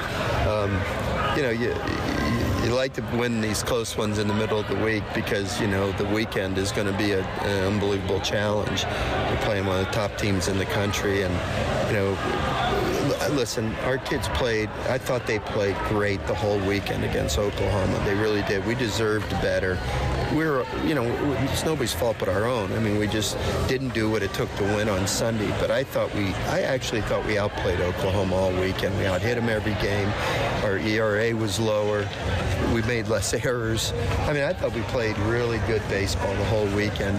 When I look at it and say we went 1-2, I'm like, how the heck did that happen? But, when you get to a one-run game, at the end, you got to throw the ball over the plate. We didn't in the 7th inning, and they were able to tie the game, and then we didn't make the plays in the 9th inning when we had a chance to put it away. So we have nobody to blame but ourselves. But I really felt we played well all weekend, and so the confidence of the team is good. It's just, you just got to be able to put behind you those negative things that happen, the adversity that happens, because there's no do-overs. You just have to learn to put it behind you, learn from it, and then get after it. We didn't play exceptionally great tonight. Jarvis did, and we got a couple of hits, but the kids' command obviously was a big factor in the outcome of tonight's game. Coach Paul Maneri, Carolina at Arkansas this weekend, Friday, Saturday, Sunday. We'll have them for you here on 107.5 The Game, 7:15, 2:45, and 2:45 through the weekend. Gamecocks still struggling, as you heard him say in there. We didn't play great. Got a couple of good hits, but Elijah, they left 9 men on base last night in a game where they weren't.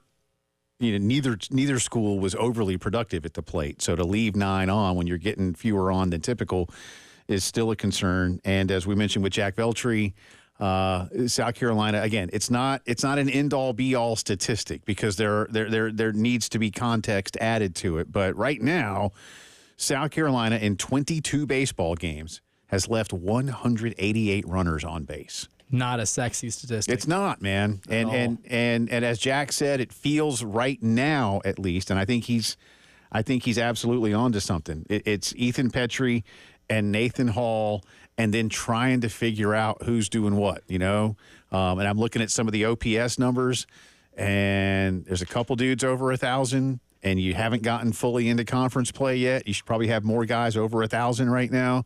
Again, in college, you'd like at least your big bats, 2 through 6, to be around 1,000, certainly 900, That's the benchmark. Yeah, in college, it kind of is, and there aren't that. I mean, there's a couple, but is that going to change as we get into to seeing more conference pitchers? And, yeah. So who's going to be that guy? Can Kennedy Jones get his bat turned around? Can Scobie get a few more things done? Yeah, I think the answer is yes. Woy just had some moments here and there. But you're going to have to find some consistency, but you got to bring those runners in, man. Yeah, or else you're getting there. You're getting them there. That's the good news. The good news is you're putting guys on base. You got to bring them around. You got to be advantageous over at the plate too, because you're going to be able to get guys on base in conference play too. But that, especially once you get late in the games, the relief pitching is going to be significantly better than what you've seen. Yeah. But again, you're just like you basically hit the average last night, but you're averaging about 9 runners on base that you're leaving every night, and that's not. That's how you lose 1-score games, man. Yeah. Not quite that bad, but it's close. So, some things to look at here. Again, Carolina, Arkansas this weekend. Come back on the other side with a drive around the SEC, an upset in baseball last night. We'll tell you about that. And I have a question for you, Elijah Campbell. Don't answer it now. What is an acceptable number of teams to reach the Sweet 16 out of the Southeastern Conference with 14 schools in the tournament? They can't all advance. We've already done that part of the discussion. But what's an acceptable number? We'll discuss that when the postgame show returns.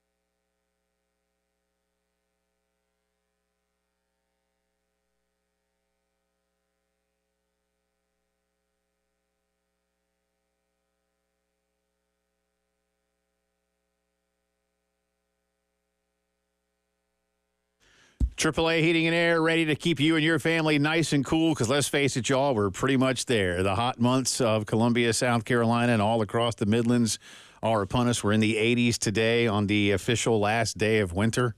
Yep, that's how it is around here. 803-677-1500. AC hadn't been running for a few months. Might want to get one of AAA's great technicians into your house, give you a full inspection, get you a tune-up, get you ready to go for the spring and summer months.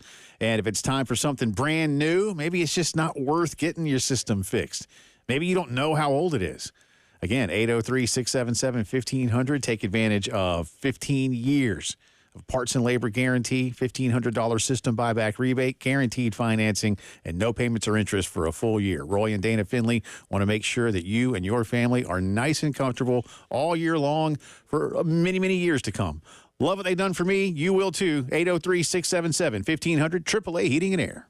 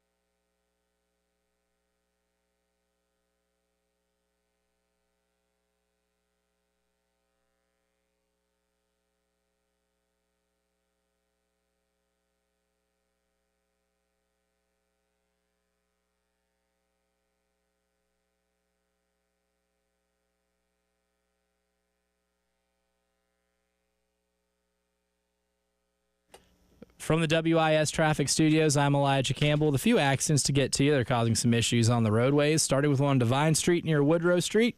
George Rogers Boulevard near Assembly Street, Georgia Street at Olympia Avenue, Highway 60 at I-26, 77 northbound at Forest Drive near Exit 12, Kilbourne Road at Fort Jackson Boulevard, North Brickyard Road at Hardscrabble Road, Old Cherokee Road near US 378, Sunset Boulevard, and on Shop Road at Atlas Road.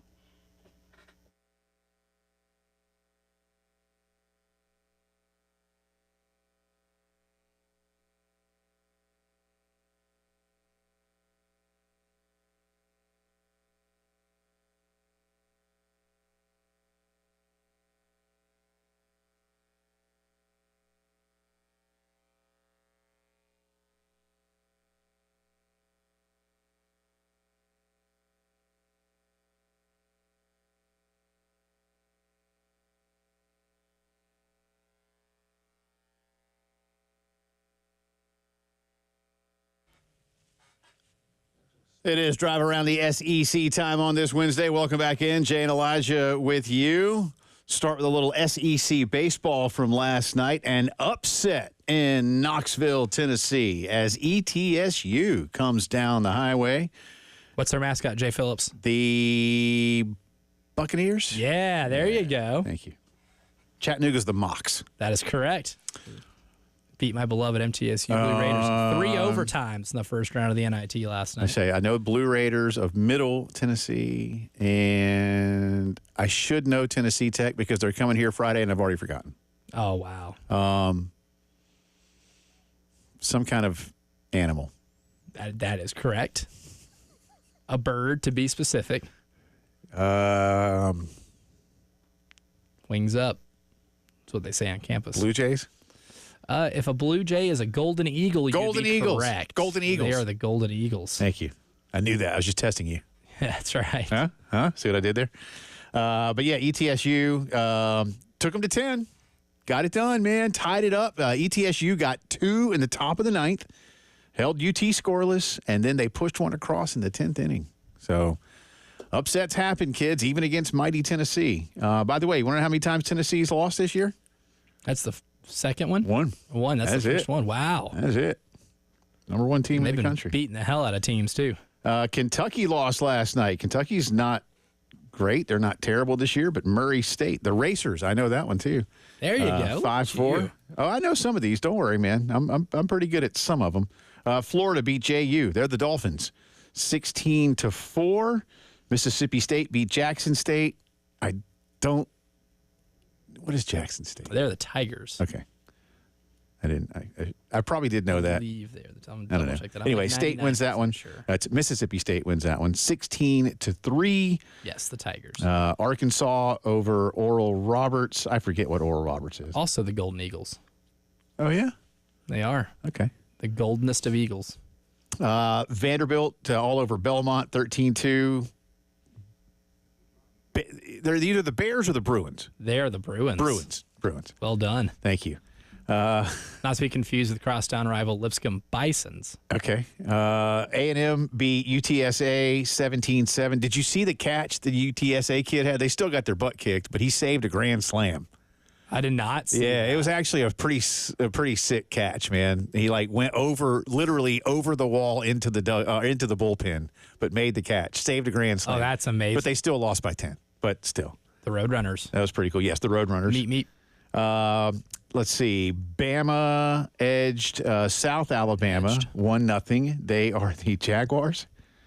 If we're doing this, This is South Alabama. if Yeah, we're doing this. They are the Jaguars. Southern Mississippi beat Mississippi 6-2. Southern Miss is also the Golden Eagles. That's right. We have 3 allusions to Golden Eagles. I know Southern Miss because Southern Miss. See Golden that Eagle goes Hour. back to my youth when they were in the old Metro Conference with the Gamecocks. So we saw them on a regular basis around It's here. an easy one to figure out. Yeah. Fighting Brett Favre's. Auburn beat Alabama State, but Alabama State don't care because last night their basketball team won 13-9. They're the Hornets. I believe they are the Hornets. As we said, there's some type of stinging insect. That was a fun basketball game last night, man. Thriller. Yeah, they are the Hornets. Yeah. So there you Shout go. out Tony Madlock, the coach. All right, that's our baseball scores from last night. Again, every SEC school, obviously they don't do conference versus conference in the opening round, in the first round of the NCAA tournament. So every school in the SEC can advance tomorrow and Friday. but every SEC school cannot advance into the Sweet 16.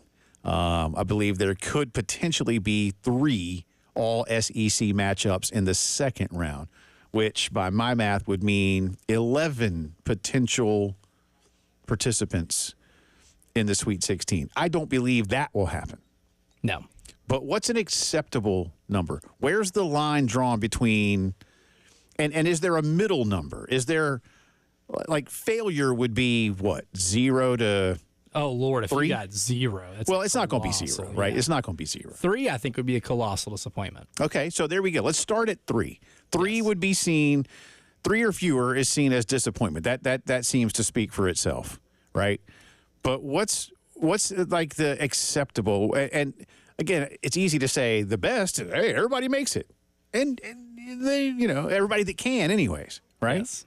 So where's the acceptable number? That would be 6. Okay. Because that is the amount of teams that are seeded 1 through 4 from the SEC in this tournament. Okay. And I like to play the seed expectation game, where if it's like, okay, Team A, who is, the 3 seed, had an incredible year, what's a reasonable expectation to make it or in the NCAA tournament?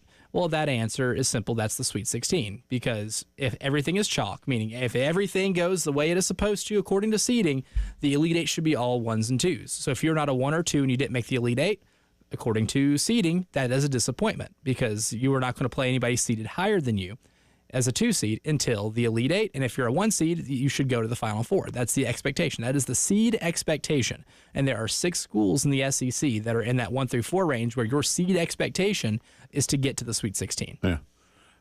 We do have a few potential Sweet 16 matchups that could be there too. Auburn and Texas A&M could meet. I've actually got Kentucky and Tennessee meeting in the Sweet Part 16. 3. Yeah. Let's see. That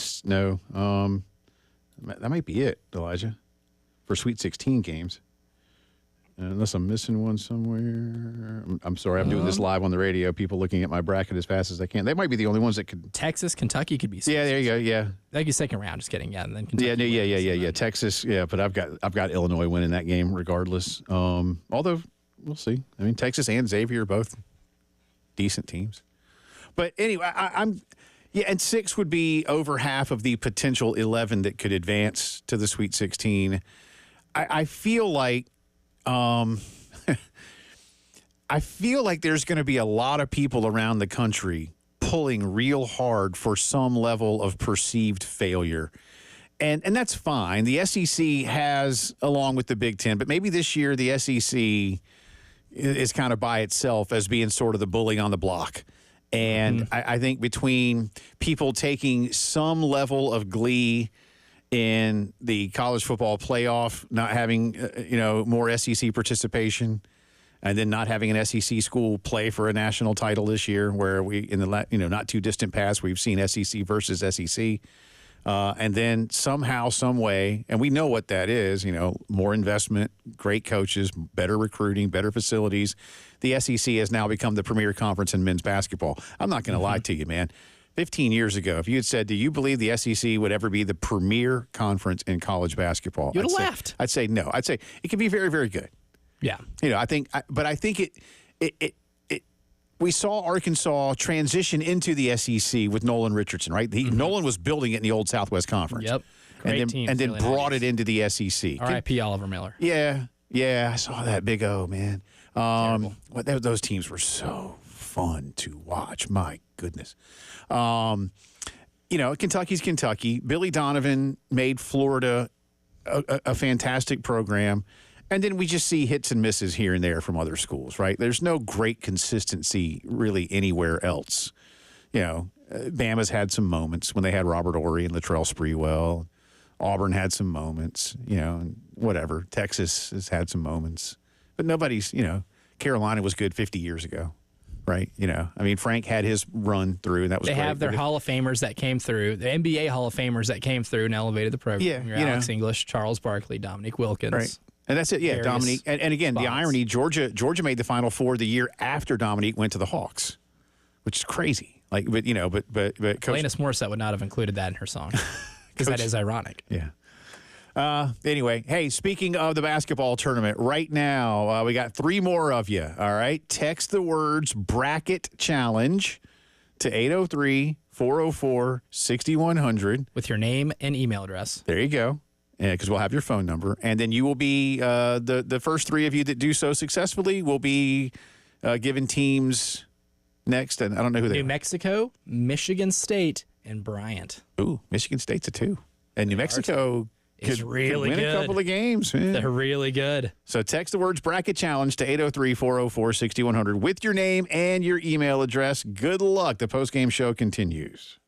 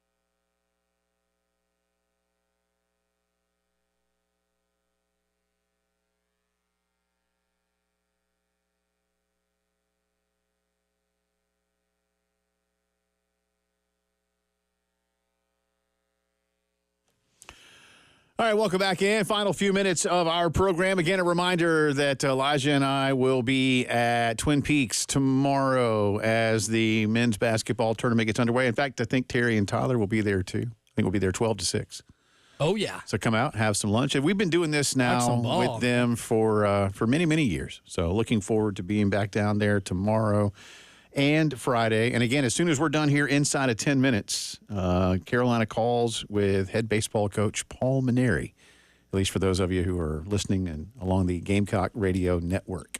The Masters will be over in Augusta in just a few weeks' time. Scotty Scheffler is your reigning champion, and not the first time that he's won it. As most of you probably know, on Tuesday night of Masters Week, they have the Champions Dinner, and the menu is chosen by the reigning champion. Today, the Augusta National Golf Club let us know what those men will be enjoying. Elijah Campbell, you ready for this? Oh, I'm always. It's a Scotty Scheffler-inspired recipe. Appetizers are cheeseburger sliders served Scotty style. I didn't give us any more of what Scotty style is, but I will be looking that up. Firecracker shrimp with a sweet Thai chili sauce, which is basically like, your bang bang shrimp and whatnot, but those are very good. And these sound fantastic. I'm assuming this is his granddad, Papa Chef's meatball and ravioli bites with pecorino romano cheese and tomato basil sauce. Sign me up. I love bacon. Ravioli, like maybe mini raviolis, I guess, maybe. I'm not sure. Is there a better smell on planet Earth than fresh basil? No, and basil, the beauty of basil is so easy to grow. And you can put it on so much. I grow basil out back. We love it. The first course is a Texas-style chili with cheddar cheese, jalapenos, and corn chips. I don't often make a Texas chili. Texas chili is like big hunks of meat and no tomatoes, no beans. Just a really good, like, rich sauce. Some people will put like a little maybe a little cocoa powder in there, almost like a mole. Not a full-on mole that's sweet, but a little sugar, a little, cumin and Texas spices, Southwest spices. So that's good. Main course, you can either get a wood-fired cowboy ribeye or blackened redfish with family-style mac and cheese, jalapeno creamed corn, soy-glazed Brussels sprouts, and chipotle lime roasted sweet potatoes. Dude, this is... I'm salivating. As the kids would say, this is fi. Fireworks, yeah. And it's one of those that spells out a little better than it sounds. Yeah, bussin', there you go. Respectfully. And dessert. Warm chocolate chip skillet cookie. Oh, my God. A la mode. Dude, Chili's skillet cookie. That's, It's a must. I don't. Would you go for the? Here's the thing. Would you go for the ribeye or the blackened redfish?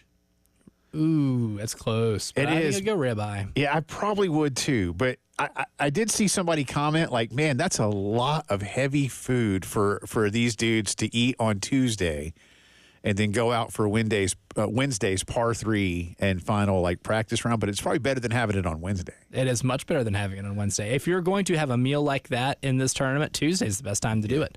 Give it a full day to settle. Who cares? You win the par 3, whatever. Yeah, well, I think we're still on that, right? The winner of the par 3 has still yet to win the Masters. Don't even try to win. Just tank it. Just try to hit them all in the water. Get all your bad shots out of the way. They have their little kids out there putting, just hey, hit it as hard as you can. Don't worry about it. Hit a bystander. That's the goal. But I do need to find out what Scotty-style cheeseburger sliders are. Beyond that, I pretty much know what everything else is. And this has inspired me to go make some Texas-style chili here pretty soon, even if it is spring or summer. So we'll see. But sounds pretty good, man. Sounds remarkable. Unfortunately, most of us will not be able to participate. We can only just dream. Yeah. Sounds fun, though. That's for sure. All right, we'll see you all tomorrow at Twin Peaks. Have a good night. Paul Maneri's next.